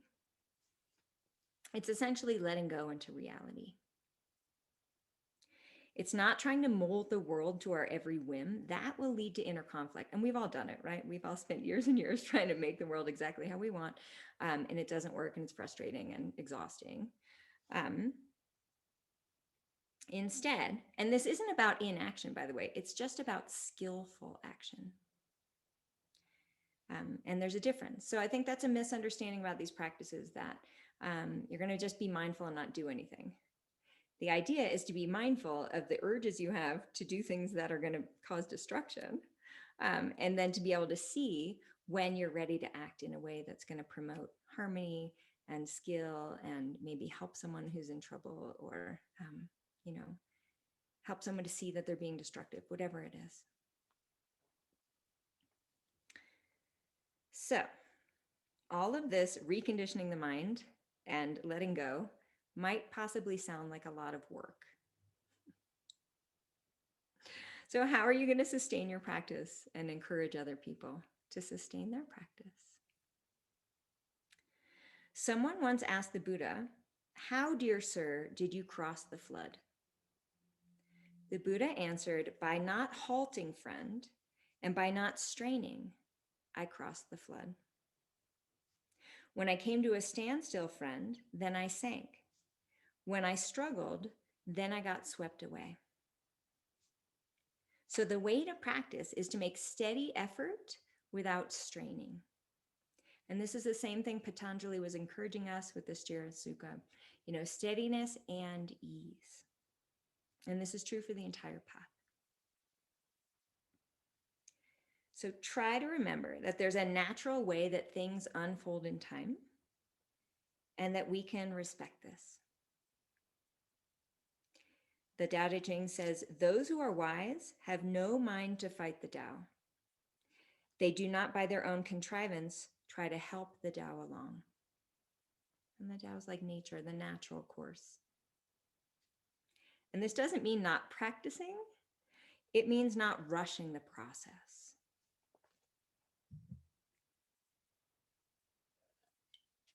The following story is from Zorba the Greek. Again, Annie may have heard this, sorry. I remember one morning when I discovered a cocoon in the back of a tree, just as a butterfly was making a hole in its case and preparing to come out. I waited a while, but it was too long appearing and I was impatient. I bent over it and breathed on it to warm it. I warmed it as quickly as I could, and the miracle began to happen before my eyes, faster than life. The case opened, the butterfly started slowly crawling out, and I shall never forget my horror when I saw how its wings were folded back and crumpled. The wretched butterfly tried with its whole trembling body to unfold them. Bending over it, I tried to help with my breath, in vain. It needed to be hatched out patiently, and the unfolding of the wings should be a gradual process in the sun. Now it was too late. My breath had forced the butterfly to appear all crumpled before its time. It struggled desperately, and a few seconds later died in the palm of my hand. That little body is, I do believe, the greatest weight I have on my conscience. For I realize today that it's a mortal sin to violate the great laws of nature. We should not hurry, we should not be impatient, but we should confidently obey the eternal rhythm. So our practice is a part of the rhythm of nature. Remember that the Southeast Asian Buddhist term for meditation translates as cultivation, not controlling the mind the way people think, but like growing something. We're planting seeds and we're giving them the conditions to grow and trusting that having planted the seeds and watering and enough sun, that they will grow in their own time, on their own pace, as is natural. This is great news. So you don't have to try to rush and be something else. That's not how it works. But that you can sort of plant the seeds to be more how you want to be over time and trust that it will happen. Krishnamurti was asked, when trying to empty the mind in order to still it, I obtain a kind of blank mind. How do I know that this state is not simply dozing? He replied, why do we want a still mind? Why do we want tranquility? Is it because we're so tired, exhausted by an agitated mind? A mind that's constantly chattering? A mind that's so occupied? And to escape from that, we desire a still mind? Is it that? Or do we see the necessity of a still mind, of a quiet mind? Because a quiet mind understands, can see things directly, can experience immediately. Do we see that if the mind is agitated, there's no possibility of discovering anything new, of understanding, of being free? And is this a necessity or merely a reaction from its opposite? Surely, he says, that's important to find out, is it not? Do you want tranquility of the mind because you're fed up with the mind, which is so active, so agitated? Surely that you have to find out, have you not? If it's merely a reaction, then obviously the mind goes into sleep. Then the mind isn't tranquil, it merely puts itself to sleep through various forms of discipline, controls, and so on, which is, I think, what a lot of people are trying to do, right? Is just like go to sleep rather than be with the mind. So he continues. So our problem is not how to bring about a quiet, still mind, but to look at those things that agitate the mind, to understand those things that bring about disturbance. So it's a lot more conscious. He says, and when we understand those, then there will be tranquility. When we're free from the problem, then there's a stillness. So this is the Viveka Kyatihi from the Yoga Sutra, the discriminating awareness. He says, but to induce a stillness when the mind is crippled with problems obviously brings about a dullness of the mind. He says, so our problem is not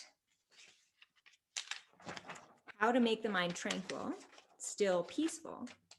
He says, but to understand, to be free from those problems that agitate the mind. The mind obviously creates the problems. So if there's a problem, he says, how do we approach it? With what attitude? How do we experience it? Is it that which is important to understand? It is that which is important to understand, and not how to escape from the problems into tranquility. So it's a really direct path, looking right at what's happening, right at what causes issues. So one more paragraph from him. He says, how can the mind which is producing problems be quiet? It's impossible. All it can do is to understand each problem as it arises, and so be free from it. And through freedom comes tranquility. He says, as I was saying previously, without virtue, meaning morality, meaning ethical action, there's no freedom. And virtue is not a thing to be cultivated. He says, if I'm jealous, envious, I must be free from it immediately. The immediacy is important, is essential. And if I realize that the immediacy of freedom from that particular quality is essential, then there's freedom. But we don't realize the urgency of it. And that's where our difficulty lies. We like the feeling, the sensation of being envious, and you can insert, anger, whatever your thing is. He says the pleasure of it, we want to indulge in it. And so gradually we build the idea that we must eventually be free of it, right? But we don't want to do it now. He says, and so there's never a complete freedom from a particular reaction. And only when the mind is free is there the possibility of tranquility.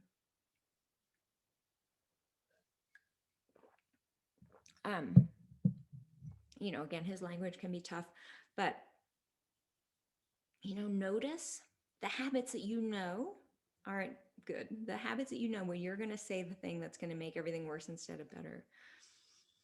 And I'm not saying never say something hard, but, there's some things we do that aren't going to be heard in the moment because we're saying it too, aggressively or too obliquely, or avoiding the problem and never saying what needs to be said. Whatever it is, we all have different stuff. In the moment, we need to sort of see through that and know it's not going to help to indulge in that for another year, or till next week. But we want to cut through now. And of course, it takes time to see this stuff. But we really want to stop being attracted to the things that are so comfortable and maybe have seemed to work, but yet we deep down know that they don't work and they cause the conflicts in our lives. So here's a simpler version of that from Ajahn Chah, who was Jack Kornfield's teacher, Thai teacher. He says, just go into the room and put one chair in the center. Take the seat in the center of the room and open the doors and windows. So this is like in the center of your mind, opening up the doors and windows of your mind, and see who comes to visit. He says, you will witness all kinds of scenes and actors, all kinds of temptation and stories imaginable. Your only job is to stay in your seat. You will see it all arise and pass, and out of this, wisdom and understanding will come. He says, as I see it, the mind is like a single point, the center of the universe, and mental states are like visitors who come to stay at this point for short or long periods of time. Get to know these visitors well. Become familiar with the vivid pictures they paint, the alluring stories they tell, to entice you to follow them. But don't give up your seat. It's the only chair around. If you continue to occupy it unceasingly, greeting each guest as it comes, firmly establishing yourself in awareness, transforming your mind into the one who knows, the one who is awake, the visitors will eventually stop coming back. If you give them real attention, how many times can these visitors return? Speak with them here, and you will know every one of them well. Then your mind will at last be at peace. So mindfulness practice isn't about rejecting, it's about getting to know each part in a calm and caring way so that we can be skillful with it, all the parts of ourself. And we don't want our practice to be a struggle. Krishnamurti says, it's the truth that liberates, not your effort to be free.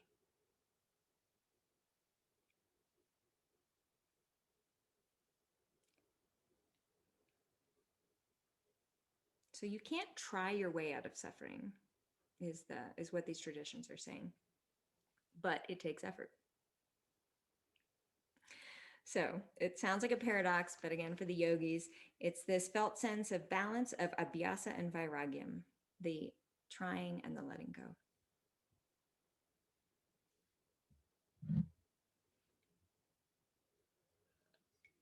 So Jack Kornfield, these traditions, these teachings all came from Eastern culture. And they get brought into Western culture, and we have different issues than the people who grew up in Eastern culture. So we have to adjust the teachings to fit how we are built, conditioned. So here's a quote from Jack Kornfield on shifting our practice to not aggravate the Western mentality.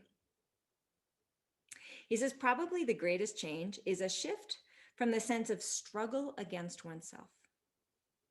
What in Asia was the warrior fighting, to a mode that's based on the fundamental ground of compassion and healing. And that happened because in the early years of leading retreats in this country, we as teachers encountered an astonishing amount of self-hatred and self-judgment in students. We saw that practitioners were taking the Dharma language of purification, of ridding oneself of greed, hatred, and delusion, and using it to judge themselves, to reinforce unworthiness, or to create spiritual ambition, spiritual materialism, as Trungpa Rinpoche said. He said they were trying in some ways to negate who they were, which only created further suffering and tension for themselves. It became increasingly clear that the battlefield warrior archetype did not serve those people for whom the wounds of self-hatred and self-judgment were the primary sources of suffering. And by the way, this is like something to look at if this doesn't ring true for you. It's really took me a long time to see that like that is our deepest issue as a culture, is sort of like not liking ourselves or parts of ourselves. And that's our primary thing that we actually need to heal in order to like each other and love each other and care about each other. Okay, so back to Jack. He says, and so the form of practice has shifted from a struggle against the self to letting go, learning to rest on a ground of loving kindness and compassion for oneself and others. He says, without the demanding initiation of the ascetic or the warrior, can the path inspire the same levels of motivation and commitment? He says, true Dharma practice is a revolutionary activity, and you can't do it in a comfortable way. You really have to challenge the whole identity of your life. But the strength that's asked for is not necessarily the strength of eliminating the impurities of body and mind, or fighting against the defilements of greed, hatred, and delusion, the inner corruptions, although this language is very common in Theravadan, Tibetan, and Zen Buddhism. He says, the strength that's needed is the courage of heart to remain undefended and open,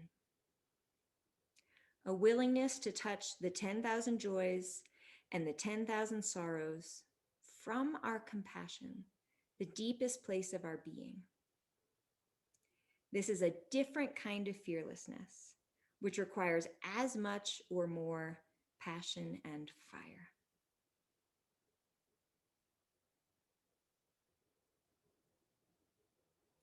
So, when you find internal clarity instead of internal conflict, life will go much more smoothly and easily. We're not sending ourselves mixed messages. We're not sending other people mixed messages. And we're able to point our energy toward what we believe in. One more quote for you, and then we'll take a little bathroom break, and then we'll do a little practice. This is Viktor Frankl. And I believe that this applies for each stage of our evolution as well as to our teaching. Okay, he said, don't aim at success. The more you aim at it and make it a target, the more you're going to miss it.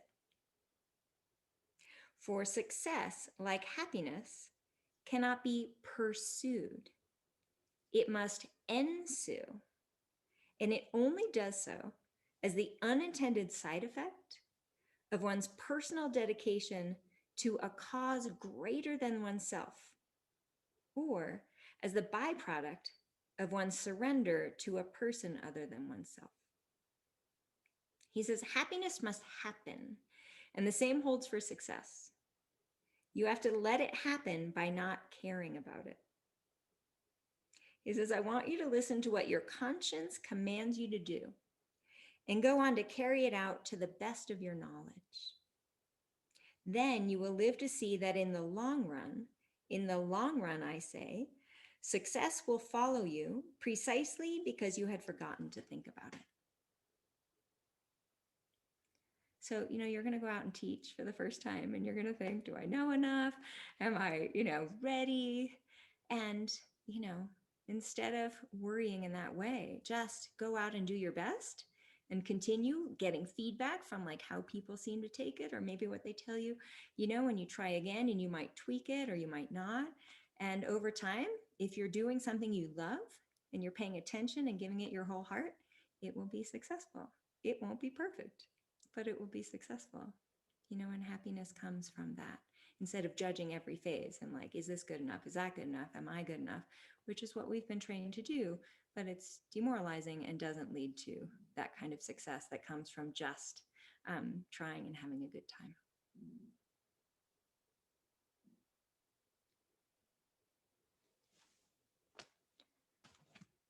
All right, let's take another bathroom break. We'll come back and we'll do another practice.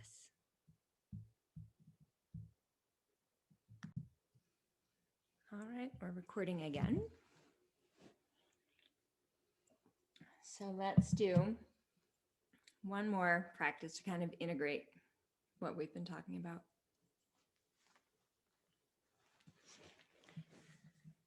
So taking your comfortable posture, hopefully there will be I have 2 dogs in the room with me right now, so I hope there will be no dog barks. But if it happens, don't be startled. It shouldn't happen, but Well, there are one on either side of me. We'll see what happens. Okay. So taking your posture and closing your eyes as you're ready.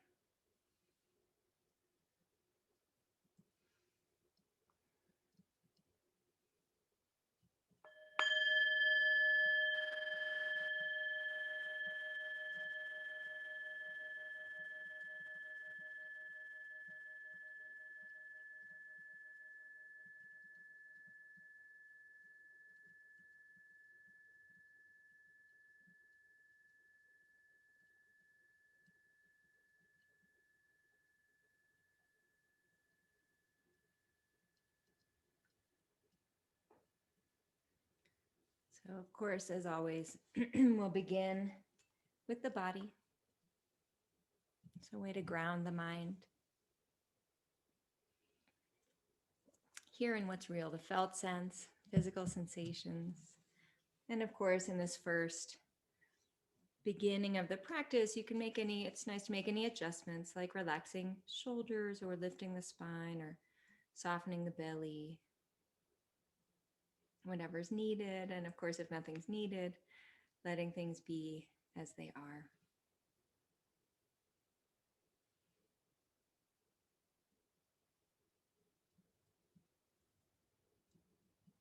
And allowing the breath to settle into its natural rhythm.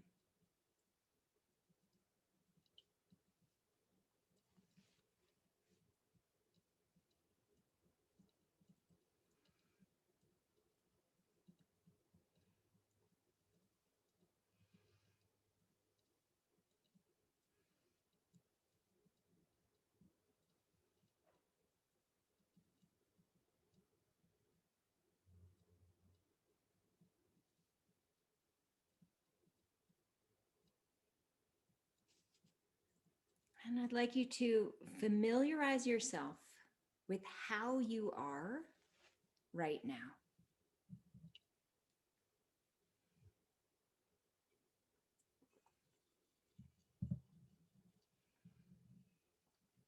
So there's nothing to fix right now.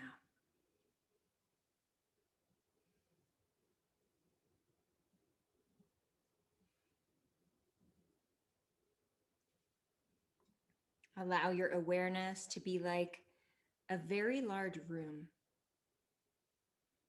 so that there's lots of space for whatever's here and for whatever occurs.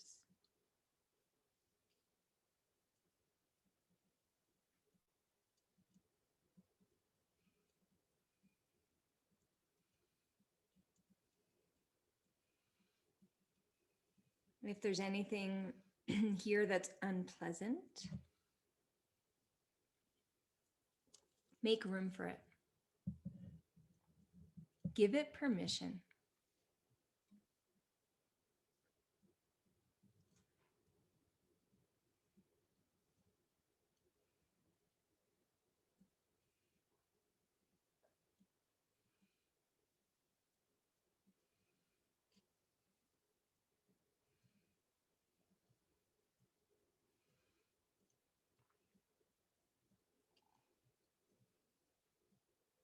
So we're tuning into the natural, spacious quality of our awareness.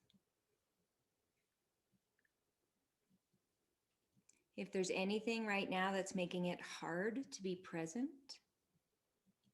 turn toward that thing. Hold it. Allow it to be there.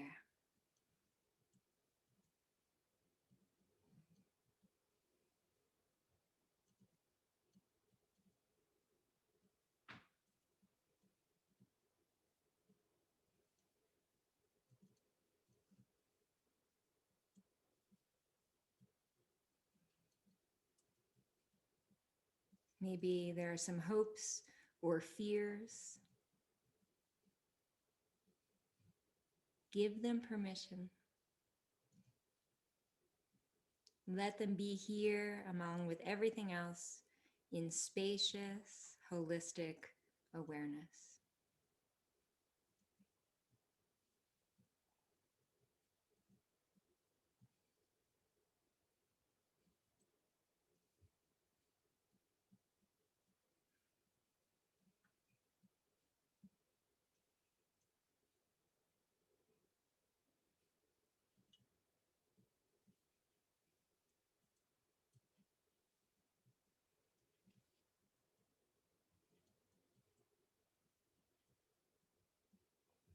You might offer yourself the following question, really more of an invitation. Can I be with this moment as it is right now?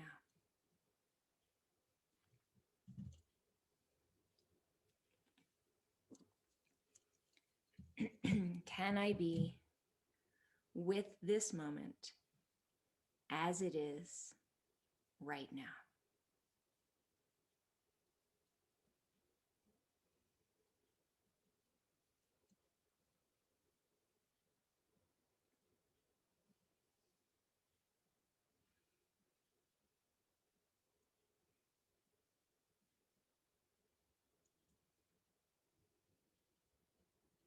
Can I be with this moment as it is right now?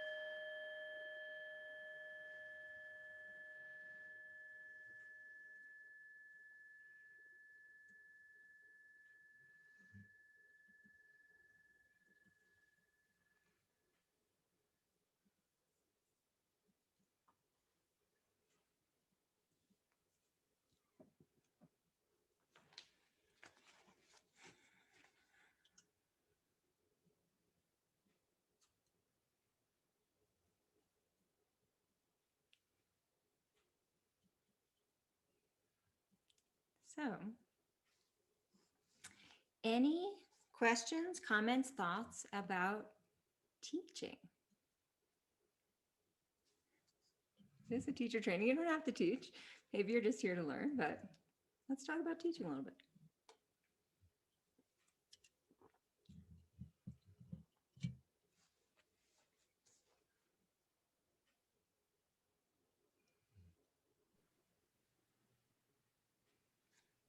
How do you get people to come to your first class?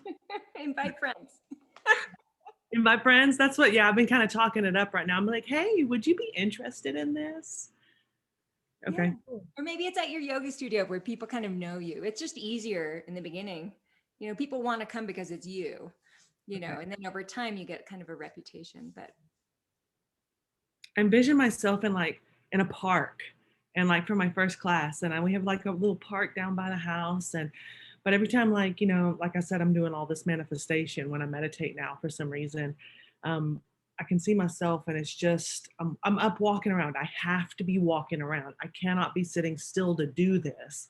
And I don't know. And the thought of sitting down and trying to do like what you're doing right now gives me a little bit of anxiety because I feel like I need to be just moving around. what's interesting about that is it might be odd to ask people to sit still if you're not sitting still. So I don't know how you work that out. Right. That makes No sense. question. Create like the create what you're doing.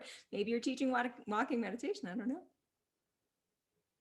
And you can do any meditation walking. I've done forgiveness practice walking, loving kindness practice walking. It doesn't have to just be mindfulness walking. I don't know. I do want to encourage you to be you, do you, because somebody's going to want that instead of trying to force yourself to be somebody else.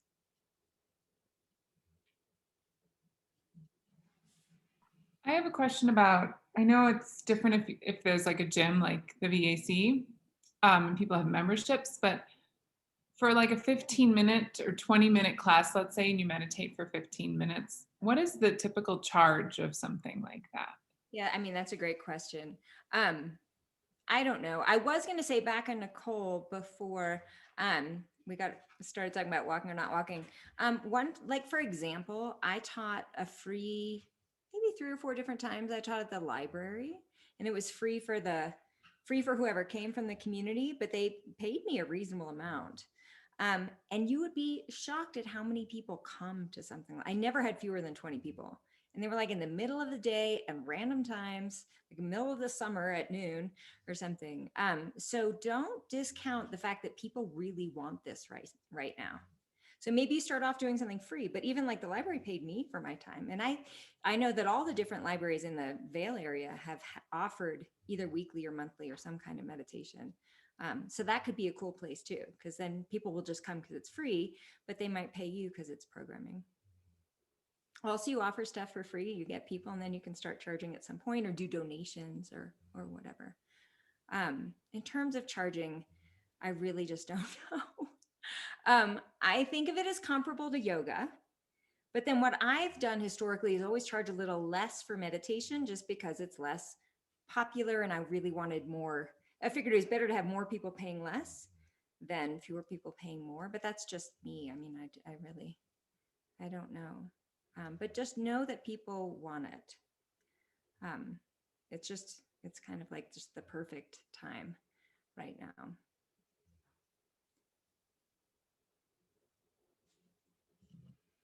And then for privates, I charge exactly the same as yoga.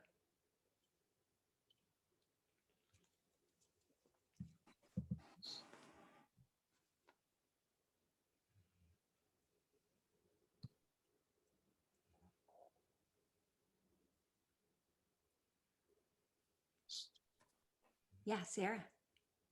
Hi, yeah. So just curious about, I think I know the answer, but flowing kind of from a yoga class into meditation, just keep them in savasana, give them the option of supine, sitting up at that point, or do you just kind of keep them laying down?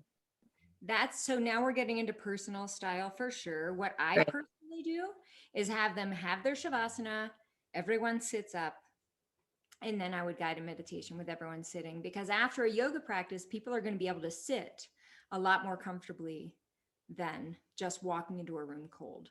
So they're surprisingly able, and they've just laid down and had this quiet time, so they're more able to be still as well.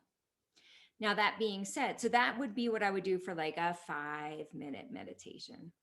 If it's going to be a 15-minute meditation, I'm personally particular to props. So if it were going to be longer, I would either have props nearby ready from before the shavasana, or I would have them. I mean, what we've been doing at the VAC for the last number of years is have an hour-long yoga class, take a 5-minute break. People can go to the bathroom. Some people can join, some people can leave, and then doing a 20-minute meditation, which could be more like 15 because it could include questions or the time to set up or whatever. So that's a different way to do it. But I mean, 5 minutes, I think people could sit up and do that. I don't think they could sit up and just do half an hour comfortably.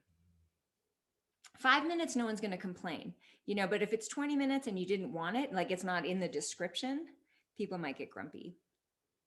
So that could be an argument for what you're saying of having them lie down. Because if people are lying down, then they either do it or they don't. Like maybe they just sit there and ignore you, and that's okay. They can do that sitting too, but it's a little easier to do lying down. And people have that option. And, unless they've signed up for a meditation session, like if they just came for yoga and you want to do some meditation, they may not be into it. But if it's 5 minutes, you don't have to worry about that. And if it's 45 minutes, yeah, you need them to know and be coming,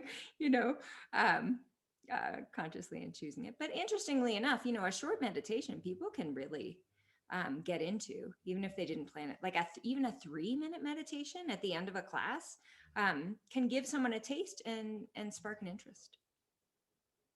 And again, 5 minutes, no problem, but 15, too long, without, them being stoked on it, I would think. And I don't know, these aren't set, of course, at all. I'm making it up. But yoga studios are a great place to start just because people are kind of primed. But then some people don't want to come into a yoga studio, which is what I loved about the library. Something outside right now, I think, is well timed. Zoom is fine. That's a way to get friends and family all over the place and get some practice. You could even record them if you want and make them available so people can practice with you, regularly, free on YouTube, or send out the Zoom link or something. There's a lot of options right now. Fewer options in studios, obviously. But the online thing's kind of amazing.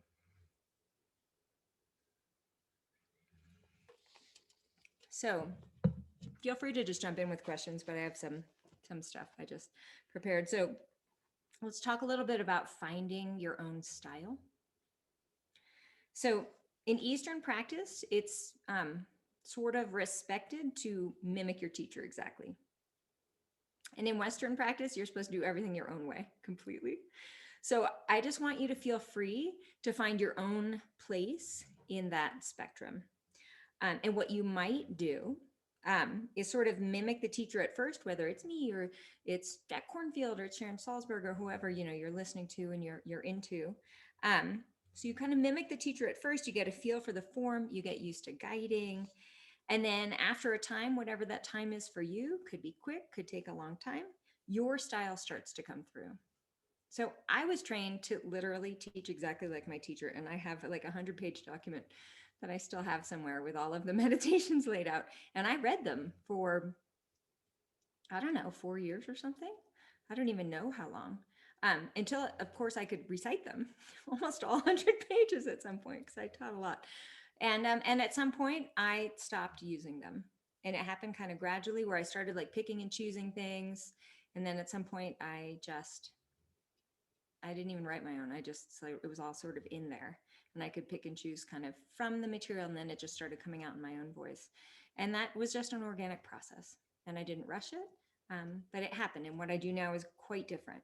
I went and looked at some stuff a couple years ago, and I was like, well, I've strayed significantly from the style, not necessarily the content even, but like I talk more than I was trained to talk.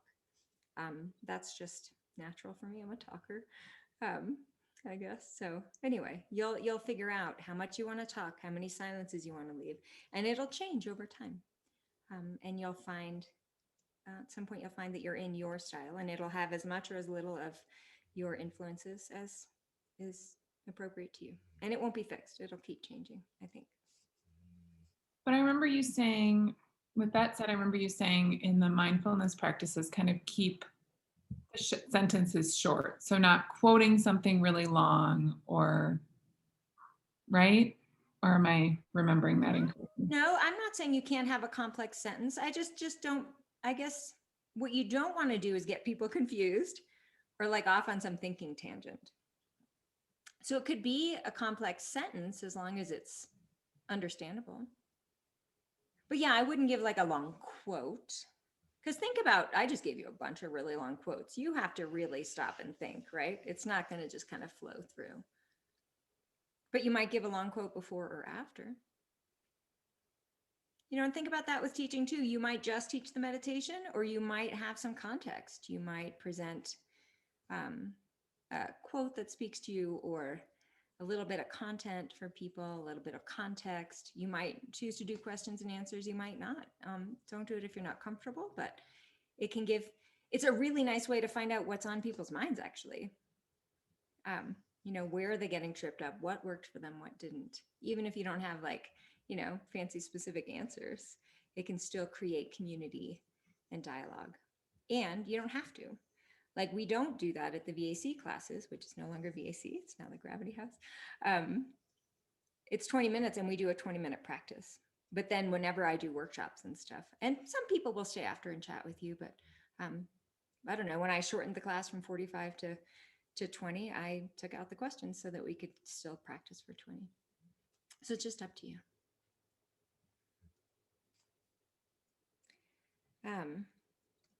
So yeah, Kate. What, if you don't mind, what encouraged you to shorten the class from 45 to 20 and remove all those, the question time? So I had been teaching this 45-minute class for maybe on Sunday nights for maybe 3 years or 4 years even. And I would present, it was similar to the basics of Buddhism content. I would do the Four Noble Truths, the Eightfold Path, the 4 foundations of mindfulness, all of the heart practices, 10 perfections, like all of this sort of classic content. And I went through all of this content probably, it was at least a year-long course, if not longer. And then I would just repeat it, which is how Noah Levine teaches. And it's great. And at some point I just got sick of it. I got sick of having to prep, I was like, I don't get paid that much. I love it. But like, I'd rather just go guide a meditation off the top of my head. Like a 45-minute class for me would take preparation. I'm a preparer. Maybe at this point, I've been teaching a long time now. Maybe I could just wing 45-minute classes. That was maybe 3 years ago, but yeah, I just got sick of the work and I've had a good time just kind of leading, because sometimes it's experienced people and sometimes it's newbies, and I just teach what feels right at the time, and it's creative and it's fun. And I might do a heart practice. I might do something advanced. I might do something simple. Did you find when you did have the 45-minute and the opportunity for students to ask questions and things, did you find they took advantage of it, or did that also encourage you to shorten it? Is that just people didn't have any more questions, or they weren't really? Yeah, there's no shortage of questions. Okay, got it. Conversation, we never ran out of that. But I had content prepared. Sure. I taught on a topic, so that will, but Richard Freeman, who's my primary yoga teacher, he and his wife Mary were teaching a 2-week retreat for us in Thailand one time on Koh Samui. And she said to him on like day 4 or 5, she was like, I think we're going to run out of content. I mean, they teach so much, but whatever topic they were teaching. And he looked at her, I happened to be there, and he said, the students will always provide the content. And I have found that to be true. If you get too big a group, people don't really want to talk, or like someone hogs the space, but almost all of the time, people have questions. They want to know how to apply it to their lives. I mean, you can ask leading questions. How'd that go for you? After the meditation, what did it bring up for you? I find that people, some people are too shy, but they want to know. I mean, look, there's a lot of context to provide for these practices. It's like, why are we doing this? How's it going to help me? What are we actually trying? What is meditation? I mean, people have these questions. So I'm sorry, I'm going to hog the. You're not hogging. None of you. Well, I mean, there's people who never let anyone else talk. It's hilarious. Anyway, go ahead. Do you, like, when you're beginning your meditation, do you give like a brief synopsis of like kind of the meditation that you're doing? Like, oh, this is, loving kindness meditation. This is insight meditation. This is this, and this is why I personally do it. Find your reason why you do it. Like before you like, okay, settle in and close your eyes. Do you say, okay, this is, kind of what we're going to do here today? I don't, and I don't even necessarily know when we start, which is what I love about these new Sunday night formats, is I start in the body always, and I just, what am I feeling here? If I see people super fidgety, if I see people looking really uncomfortable, then I'm going to spend a lot of time on the body and dealing with discomfort. I don't know. Yeah. So I don't do that. But again, that's just style. Maybe you do that. I just worry here, like if there's like people that I don't know, like we were saying, because I am in Texas, that I'm like, okay, sit still and close your eyes, and everybody's like, okay, what's this woo-woo crap going on? So, and I don't, I want to make sure, like you said, you can't appeal to everybody, but I want to make sure they understand what's going on and why I want to do what I want to do. Yeah. And in Texas, first of all, they've chosen to come. So they've already come over that first barrier. But in Texas, you want to make it clear that it's not a religion, and you're not asking them to give up their other beliefs. I mean, it depends on the group. whether that, but you might know, they might tell you, you know, I'm a little worried about what God's going to think about my doing this. I've had people do that with restorative yoga. They're here on vacation and they're concerned that, you know, it took them, their doctor said to do it and it took them 3 years to come because they're worried about it. So yeah, some people are going to have a lot of ideas even against what they've come for, but the fact that they've managed to come means that they probably know a little bit and they're comfortable to some degree. Yeah. And don't force people to come. Don't force your family to come unless they want to. You can invite them, like, to support you in the beginning, but people do much better if they're sort of feeling volitional, although your family might just really enjoy, you know, your voice. That's been my experience, is it's fun for them because it's, and friends. They're like, well, it's like spending time with you and meditating, which, so that's why it's nice to have so many voices, you know, your voice is going to speak to certain people. And I don't just mean like your voice, but the, you know, your pacing and what you choose to talk about and how you choose to guide. And as Nicole said, you don't have to please everyone, and you can't. So that's why it's great to be you and have the people who you work for them, you know, kind of find you.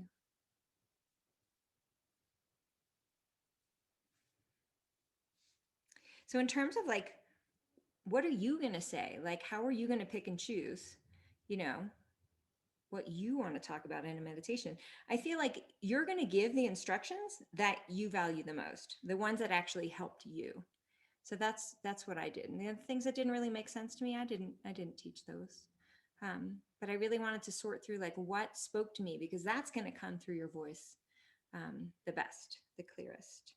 And your own rhythm's going to emerge, and using your own language is going to emerge. And this happens just through repetition and through talking to your students too. So you want to get some feedback. You don't have to, I'm not a big like, please give me feedback person. So some people like to ask for feedback, but I don't find that there's a shortage of feedback. I just kind of see what people have to say. So it's totally up to you, but feedback happens in lots of ways too. It can be like specific, what'd you think of that? Or it could just be, see what people, see how they seem, see how they feel. Don't assume though, during the practice, don't like read their body language during the practice and assume it's about you. Many times I've been so surprised when someone looked just miserable during the practice, and after they're like, that was so helpful. I'm like, really? It looked awful. But that they're just going through their stuff, and you're holding space for them to go through their stuff. So they might feel sad, or they might feel restless, and all these things. You're helping them to feel that. So that's like what they're going through isn't generally about you, which is good news. Even someone who's so wiggly and looks like they just are about to run out of the room, I've had them be like, that was so great. Like, gosh, you know. Yeah, so don't assume that during the practice, but you know, there's a kind of feedback also in seeing if people come back. I mean, some people, it might not work for them at the time. They might leave town, you know, Tai Chi might be better for them. But, you know, if nobody ever comes back, then practice with some friends and get some tips on what they think might be helpful. You also keep in mind, and this is true in my opinion about yoga as well, that teaching is repetition. This is what my first meditation teacher taught me about teaching. So you don't need to reinvent the wheel each time, or else people won't get it. They actually need to hear the same instructions over and over and over. And you might say it slightly differently, but you don't need to present something entirely new each time, because it's going to take a while for them to get into it. So we want to keep it simple. Trust the instructions that have worked for you, that make sense to you. Also, this is from Noah Levine's training. Don't say everything you know about the topic in every class, right? So if you're teaching on loving kindness, don't feel like you have to tell everything about loving kindness in that class. Save something for the next class. I was at Yoga Journal conference many years ago, and Rodney Yee said, teach 3 things, never teach more than 3 things. He was talking about a yoga class. I don't count how many things I'm teaching, but I try to keep it, you know, under 5. Like sometimes you're really only talking about one thing. Sometimes you're talking about different aspects of things, but don't try to teach everything in one class. They won't get it. Then, and you want to have something for the next class. So keep it simple, repeat yourself. And, you know, if you have a group that comes regularly, you'll start getting, you know, deeper into things or broader. But sometimes you're teaching the same beginning thing every time because it's different people, just by the nature of who was free to come at that time. And if you have a group of beginners and one or two advanced people, the advanced people will get a lot out of the beginning instructions. They just will. It'll remind them of some, you know, kernel that they sort of know but haven't thought of. So never be afraid to teach to the beginners. Don't try to pull the beginners into something advanced. And the same, I think the same is true of a yoga class.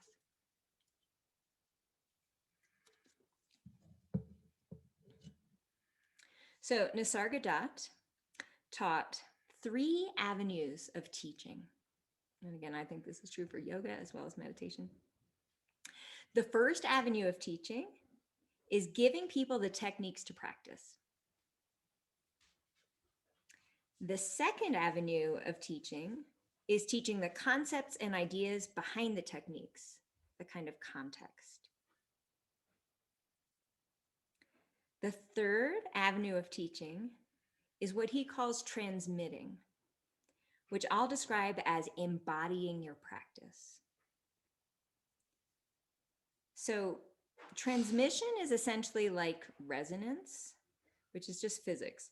You vibrate a certain way, if you will, and your students will begin to vibrate the same way to various degrees, depending how sensitive they are, and they'll kind of feel what you feel. So resonance is like if you pluck an A string on a piano, then the A string on a guitar, the A string on the piano will vibrate in response. And we're doing that with each other all the time. So any, you know, and you don't have to try to do this. I think it just happens. But like your accumulated practice comes through you and is sort of felt. And some people transmit, like Sarah's a very strong transmitter, for example, just kind of naturally. She's been teaching yoga a long time. Everyone transmits to different degrees and everyone receives to different degrees. So it's not like you're trying to do this, but just know that it's happening. And that's my strongest example of this is actually, I have this teacher in Aspen I haven't seen in years, but he came to the VAC once and to Dogma once. And I've been to other things with him where the whole room just sort of feels how he feels. And his line is, he's singing only one tune, and that's love. And it just sort of, but he has years and years of practice. And that somehow everyone's consciousness in the room shifts around his. And great teachers do this. And again, it's not so much trying, it's just that know that your accumulated practice comes through, not just through your words, and not just through the practices you teach, but just kind of through your being. So that's actually good news because it means you kind of have help teaching. So it's less important. Let's say you're just having a day where you can't really pay attention or you're tired and you're like, I'm not sure that that was the best meditation ever. Just kind of know that you're still kind of sending out the teachings just kind of through your being.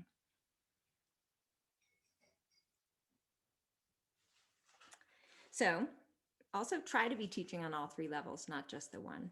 And there are times where you're just giving instructions, like I said in these Sunday night classes, but I stick information into those 20-minute practices. I might, through the way I say an instruction, sort of say that this is what we're doing, if that makes sense, and give little tips about understanding. So that's how I choose to do it. And you might be more explicit, like Nicole. You might say, okay, this is what we're going to do. This is why. You know, find your own way with that. I do want to encourage you to share the practice now. You know, I think the longer you wait to teach, you just kind of, it's like a little stumbling block where you get further and further from where we're at now, and it can just be like harder to just get started. And of course, we're in an environment where studios are closed and who knows what's happening inside. So maybe it's on Zoom with family and friends. or whatever, or maybe it's with each other, like the last yoga teacher training class, because of the environment. They graduated in, they did Zooms and practiced, took turns teaching. So that can be a nice way to do it too, because then you get feedback from people who know what you're doing if you want it. So I just encourage you to start in whatever way, if this is something you want to do, because it'll just be easier once you've started to keep doing it instead of starting in 2 years, and then it'll feel rusty and you might have less confidence. And also, you don't have to wait to have more like realization. I think this is very important. There can be this sense that, well, I'll wait to teach until I sort of know more or understand more. But there's a ton to be gained from teaching exactly where you are, because you're closer to where your students are, if that makes sense. So, the more you study and the more you learn and the more you realize, the maybe further you get from how someone feels walking into a room when they've never meditated. So the closer you are to that, actually, the more you might speak to that person. So this is just another encouragement to start where you are and don't wait to be somewhere else. There's something to be gained from teachers being at every single, wherever we are. That being said, I strongly recommend not forcing the practice on anyone, especially partners and family. If someone sees positive change in you and they ask you what it's from and you say, I've been meditating, then they might be curious and interested and they'll come more willing, rather than I hear so often like, well, my partner just needs to meditate. It's like, maybe it won't work for them. Maybe they're not interested. Maybe they need Tai Chi or yoga or to go for a walk. I don't know. So try to think of it as something to share, but that's something people might ask you for or choose to show up for, rather than pushing it on them. If someone asks you a question, it's okay to say you don't know the answer.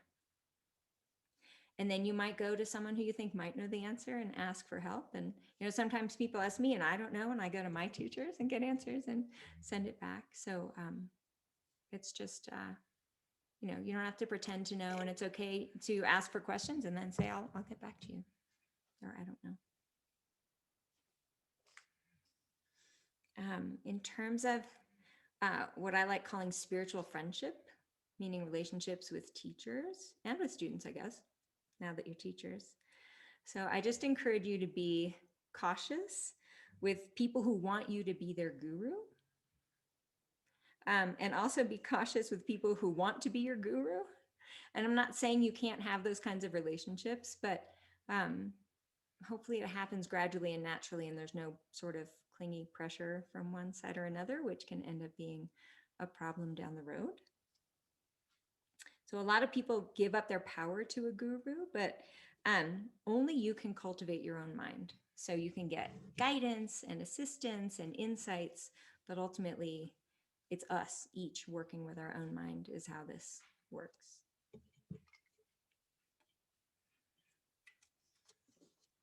So the Buddha suggested trusting the teachings, not the teacher. And I highly recommend this because, and yes, so Sarah asked, will we still have access to all of the meditations on the website? They will be up indefinitely. So eventually I'll take our videos down, I'm sure, but the recordings, the audios will all stay up indefinitely. Yeah. So back to teachers. Teachers, I mean, this is obvious, but then in these spiritual traditions, it gets sort of shifted. Teachers are just people. So we don't want to put them on a pedestal, and we don't want to put ourselves on a pedestal, which means, be human with your students. Like, you don't have to pretend to be perfect or at some level of whatever for them to respect you. And, you're just a person sharing what you've learned with them. And then it's much more, they'll be more comfortable asking questions and doing the practices. So they can just be a normal person doing the practices. I find in teaching that people actually love like personal stories about how the teachings have affected me, and they want to hear that. And when I do hear feedback, it's like more personal stories. How did this work in your life?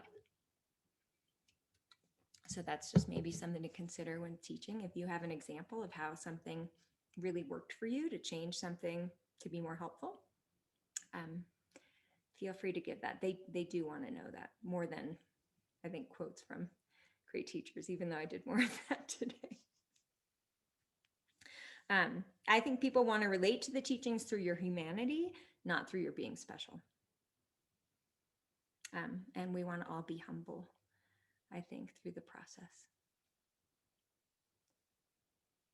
I have a question. Yes, please. It just made me think when you said personal stories. The first time I ever taught restorative yoga, like 3 people were in like the total incorrect position, and I tried cueing the whole class, but then it was my first class ever, so I was super nervous that I just kind of like let it go. And I've learned since then, but I'm just thinking of I'm sure you've had some really interesting experiences in meditation, and if people are like not really, I don't know. I guess my question is more of like how to settle people who are unsettled in a class. Yeah. So again, this is developing your own style. There's not going to be a right answer. But like when you think of the yoga, I don't know, first of all, yeah, you want to try to figure out how to express things to people. I find in yoga, you want to be able to express it multiple ways. Like if it comes down to it, you get in front of it and you like do it, right? And say like this, because some people can't hear this is how you put your body. Like it just doesn't even process into that kind of knowledge. And other people can just, yeah. So, you know, you want to learn how to say things different ways. And I'm sure it's the same with meditation.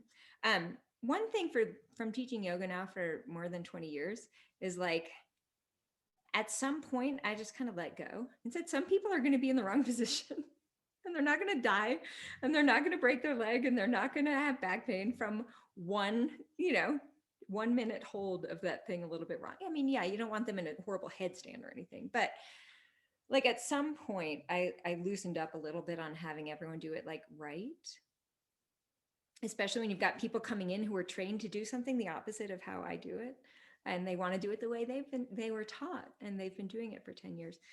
So similarly for meditation, first of all, you know less about what they're doing because they could be sitting there still doing it right or they could be doing it wrong. You don't even know. I mean, you might see what they're doing with their body. And so you can give, so let's say it's about their body, it's something you can see, and you can give gentle tips the same way you would for yoga, and then at some point I just back off and leave them alone because they may not want to, they may not be able to. And I had someone in the first meditation teacher training who, it was in person, it was at the VAC, it was a large group. And this one woman, she sat in the strangest positions, really tension inducing, like leaning forward with her arms in crazy ways. I have never seen anything like it. And I gave the general tips and I just let go because I was like, I don't know what to do with this person. I don't know if someone's told her to do that, or if she just has like psychological problems. I just didn't know. And by the third time we met, she wasn't doing it anymore. I have no idea if she just relaxed.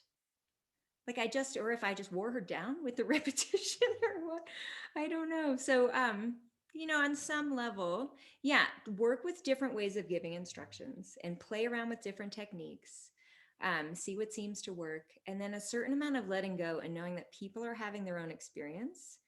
And unless they choose to talk to you, they can't tell you. You don't know that they have a trauma background or they're dealing with mental illness or, if you're teaching a retreat, which you're not yet qualified to do from this training, you might want to actually screen people for certain, if you're going to be like locked up in a, facility with people for a month, you want people who should be there. But again, we're not there just from this training. But yeah, just a little bit of letting go and saying this person's going through what they're going through. And you never know what's sinking in, even if you can't see it yet. So don't like beat a dead horse if you've said it three ways. Just, they're adults. Let them do it their way. And sometimes people have to just try the opposite. I'm that kind of person. I went on my first retreat and they said, don't read anything. So I brought a book and read to see what it did. And yeah, it made me distractible. It gave me other ideas, but I needed to know why. And in order to know why, I had to break the rules. So some people just don't also like being told what to do. But they're still getting the instructions. What about if their eyes are open the whole time? I feel awkward reading because I read through restorative yoga, and when people open their eyes or stare at me, I'm like, Yeah. I feel self-conscious of reading. So some people shouldn't close their eyes. Why? Maybe they have a trauma background, and if they close their eyes, they won't feel safe and they won't want to come. Maybe they were trained to meditate with their eyes open and they prefer it, which I was actually trained. I didn't meditate with eyes closed for at least the first 3 years of my practice. That's a very common way to be trained to meditate. Maybe they fall asleep and they close their eyes. Maybe they're narcoleptic. So that's up to you to get comfortable. So if you don't want the eye contact, don't look at them. Now, there is a different thing where I have, because my teaching style tends to be a little bit conversational, that sometimes people get confused and they think we're not meditating because I don't have a bell with me at the studio. I don't like carry it around. Then I'll say, okay, we're actually meditating. You can close your eyes. Like if they had their eyes closed and then they look at me and they're nodding or they start talking in response, that's just confusion that I've created. And then I'll say, actually, we're meditating. You can close your eyes. But I always give the option to have eyes open because someone might actually need it for any number of reasons. So some of that's just you saying, well, that's how they're going to be. And I'm going to have to deal with it. And the same thing in restorative yoga. Like sometimes you're like, why does that person have their eyes open for over an hour now while they're relaxing? Well, they're anxious in some way. And this is the best they can do. And they're getting the best they can out of this experience with their eyes open. And that's kind of their business, and then we can maybe even have some compassion to like, wow, wouldn't it be nice if they could just relax and close their eyes, but they can't, or they don't want to. Yeah, that makes sense. I mean, I know I always remind people you can close your eyes or soften your gaze because I know that trauma-informed yoga people can't close their eyes. But when they stare at me, it's always kind of awkward. I just need to get over the fact that I just shouldn't look at them back. Yeah, just don't make reverse eye contact and they'll hopefully stop. But maybe they need to stare at you. I don't know. Yeah. But again, it's not just trauma. I've taught meditation in narcoleptics. If they close their eyes, they're gone. It's a waste of their time. So it's hard to not assume what's going on with somebody. It's really hard. And sometimes, you might make a guess, but know that you might be wrong. Thank you. Thank you. Great question. I have 3 questions. One's a follow-up. Okay, so I kind of want to do this with all ages. So, and I don't have any kids. So how young is too young to do a practice on a child? And also, should you separate that from an adult group, have that like a separate entity, or can you bring that all together? Those are 2 questions. I'll let you do those and then I'll ask my third. Good. Perfect. So I would do separate classes in general. Adults can meditate longer and adults can have more subtle instructions. So you can do trainings and working with kids actually, but enough. Now you don't have to. When I've never worked with just groups of kids. I've worked with families where it's combined. So I'm going to talk about that too. But when I do have kids, like even for a Shavasana at the end of yoga class or in a meditation, I'll keep it in the body. I make it very simple. Like you can do a body scan with kids of pretty much any age. And you'll say, like, even quite young. So I've gone and done privates for families a number of times. And you'll have this huge range. You have teenagers and like a 4-year-old and the parents. And I find if you do a specific body scan where you're like, feel the toes on your right foot and then, ankles. So you can really slow it down and go through all the body parts. You'll see the little 4-year-old wiggle the body part that you're talking about. They stay with you and they don't fall asleep because you're not doing half an hour and you're keeping it real. And I think there's huge benefits for kids. So I don't think there's a too young. I mean, I'm sure there's a too young, but the other thing is that different kids are really different. And this shows up in yoga too. So you can have a teenager who's just getting more insight and asking better questions. I've had teenagers come to workshops, even like 12-year-olds come to workshops and ask better questions than their parents. And then some teenagers just can't do it. Or 10-year-olds, they just can't do it. They're wiggly, they're not interested, their parents brought them, it's not what they want, and they can't stay, and it's inappropriate for them. And then you just hope they don't disturb everyone else too much.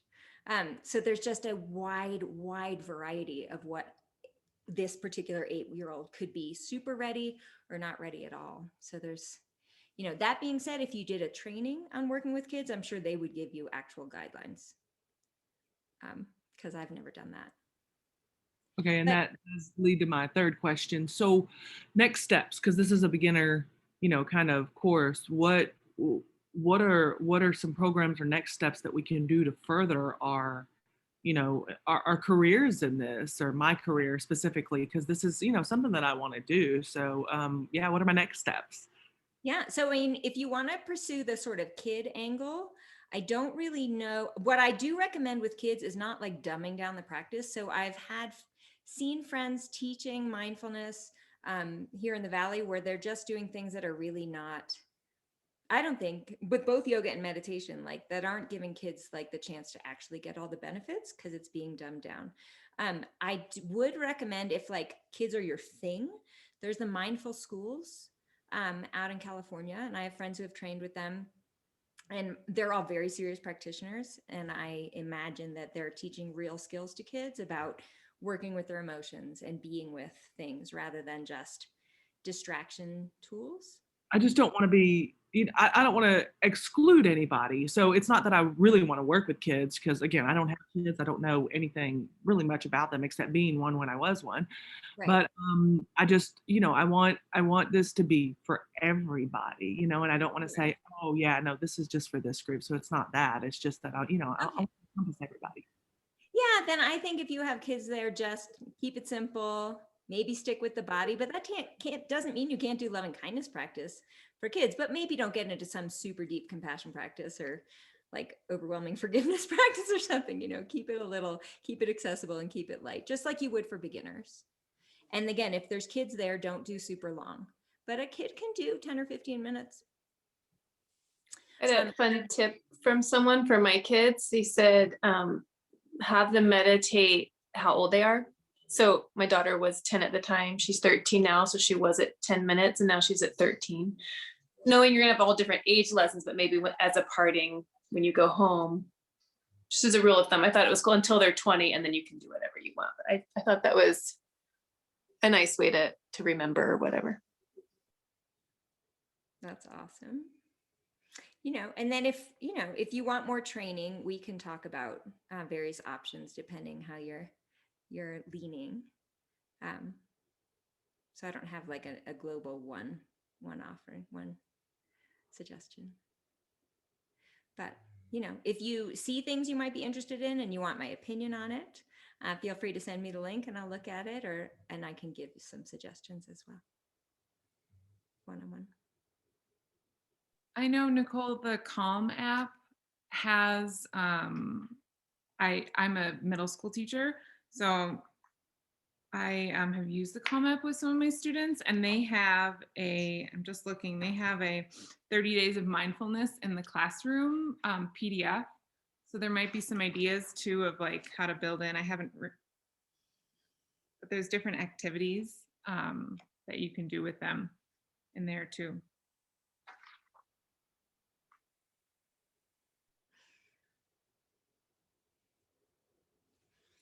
What else, anybody?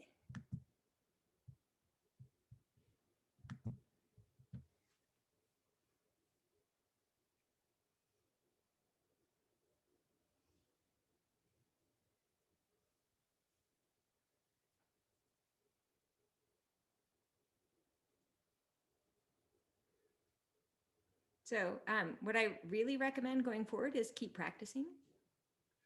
That will inform your teaching, and keep it real.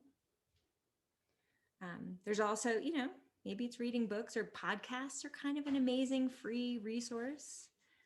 Following, a person or two that speaks to you.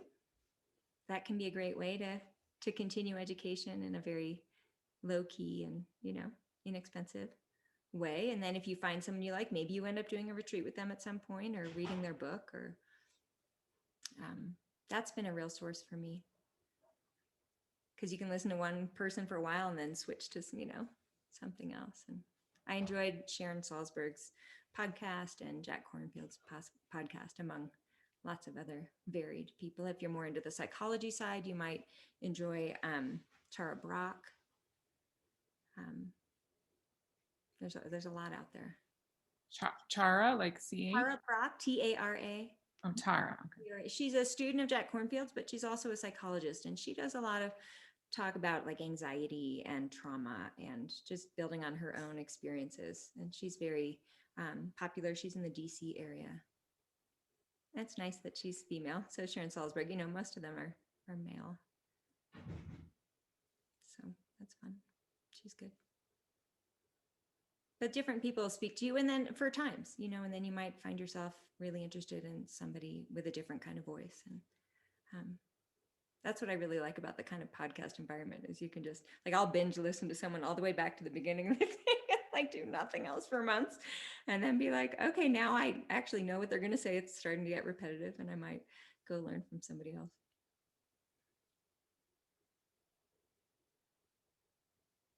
And if you are drawn to do it, I would do some retreats at some point, even if it's just a weekend, 5 days, maybe 10 days. I don't know, but it certainly doesn't have to be super long. But there's something about immersing yourself in the practice that I have. Well, of course, it's how I learned, but so I'm biased that way. But you learn a lot when you do nothing else for a day or 2 days or 5 days, right?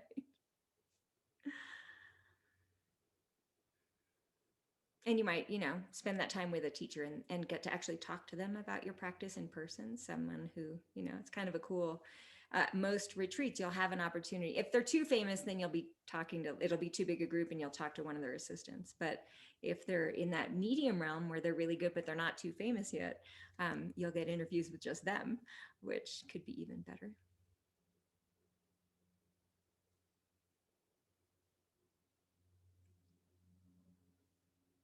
So I emailed you your certificates this morning, so you have those.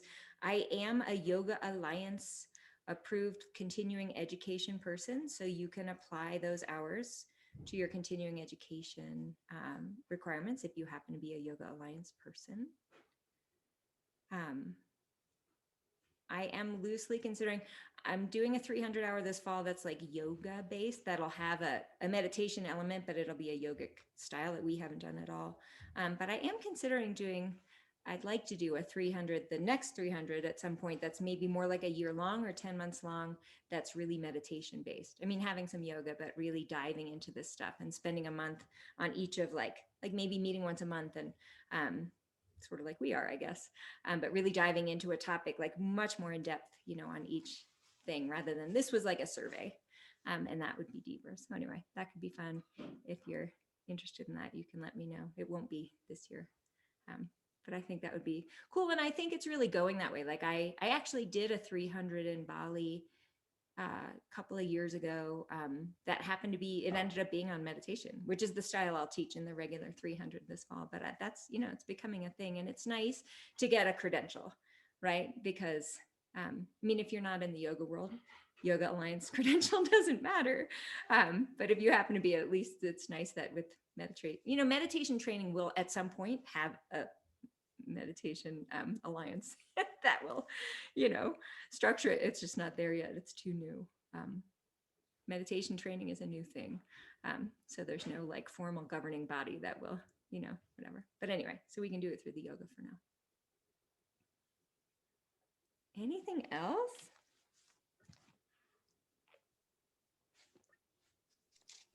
Yeah, you just said that there's no formal governing body for meditation teacher training or meditation training in general. Do you hear scuttlebutt about that? Do you hear chatter that might be forming sooner than later? Or do you just envision that as it becomes more popular, that'll be kind of forced in the community?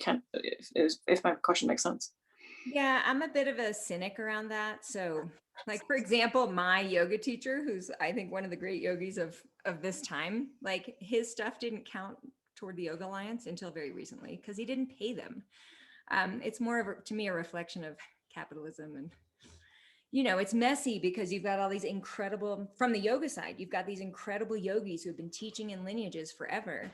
And they're not recognized by the Yoga Alliance. And then you've got people who've just done some 500-hour training with whoever, and they're this like, and they can grant that certification. So I think it's messy.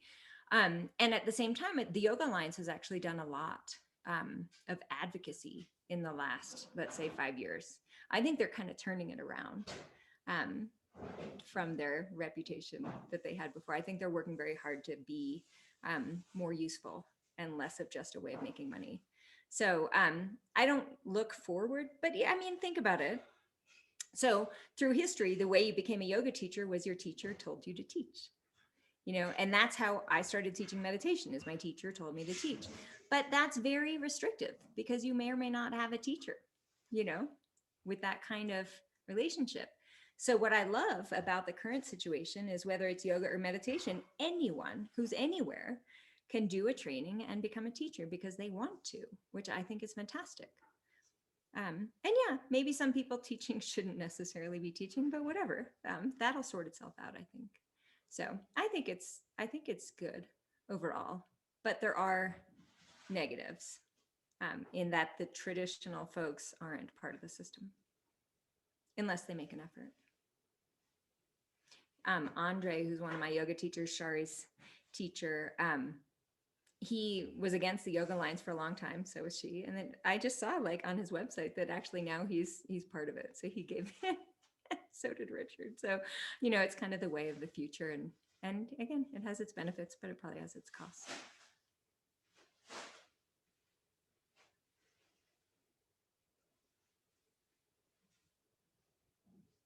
I will say about the Yoga Alliance, and this is my spiel for the yogis too, that it doesn't really matter if you're just teaching, whether you're in the Yoga Alliance or not. But if you want to teach teachers, and now, since you can now do meditation under this umbrella, if you want to teach teachers, I recommend joining and logging your teaching hours and your trainings, because you need to be at a certain level with them. That takes time in order to get certified to teach teachers.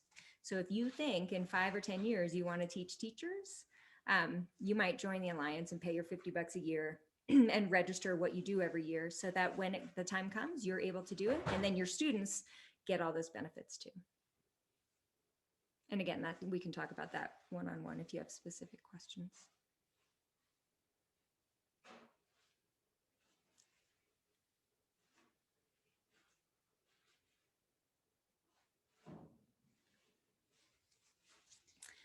I have a final poem I want to read to you, but before I do, I also want to say, and I said this at the beginning, but maybe not everyone was here, that like you each are a resource for each other, and I encourage you to use that resource to practice with each other, to get, tips with each other, ask questions. Of course, you can always ask me anything, but I'm not where you are in the process. And the friends I have that I've been teaching with all along are a real resource for me in that way.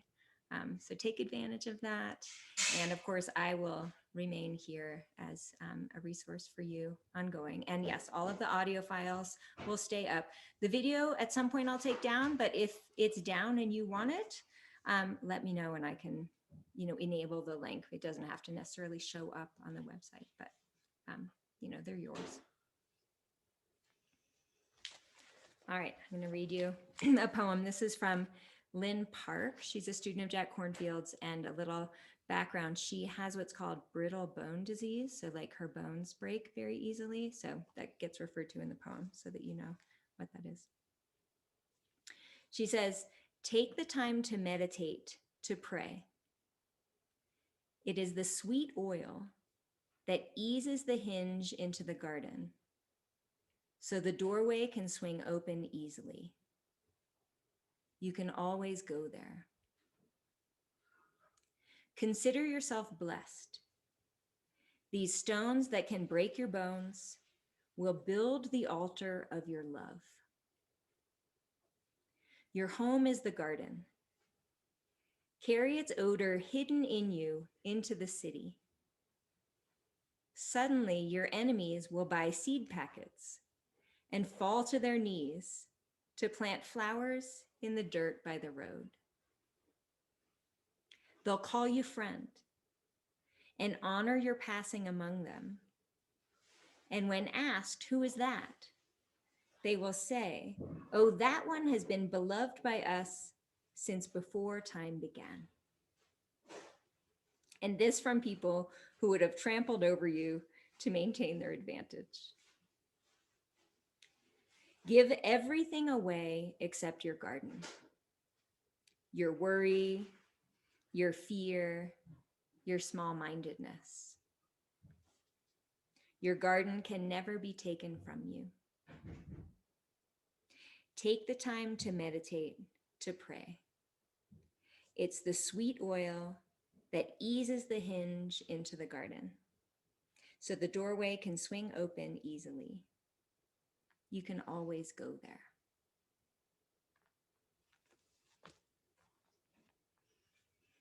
So thank you so much for your time and your practice and your great questions. I just really appreciate the time we've had together, and look forward to hearing about your adventures in teaching to whatever degree you want to share them. Thank you so much. Very meaningful. Thank you, Karen. Thank you. Thank you, Karen. Thank you very much. This was wonderful. I just want to say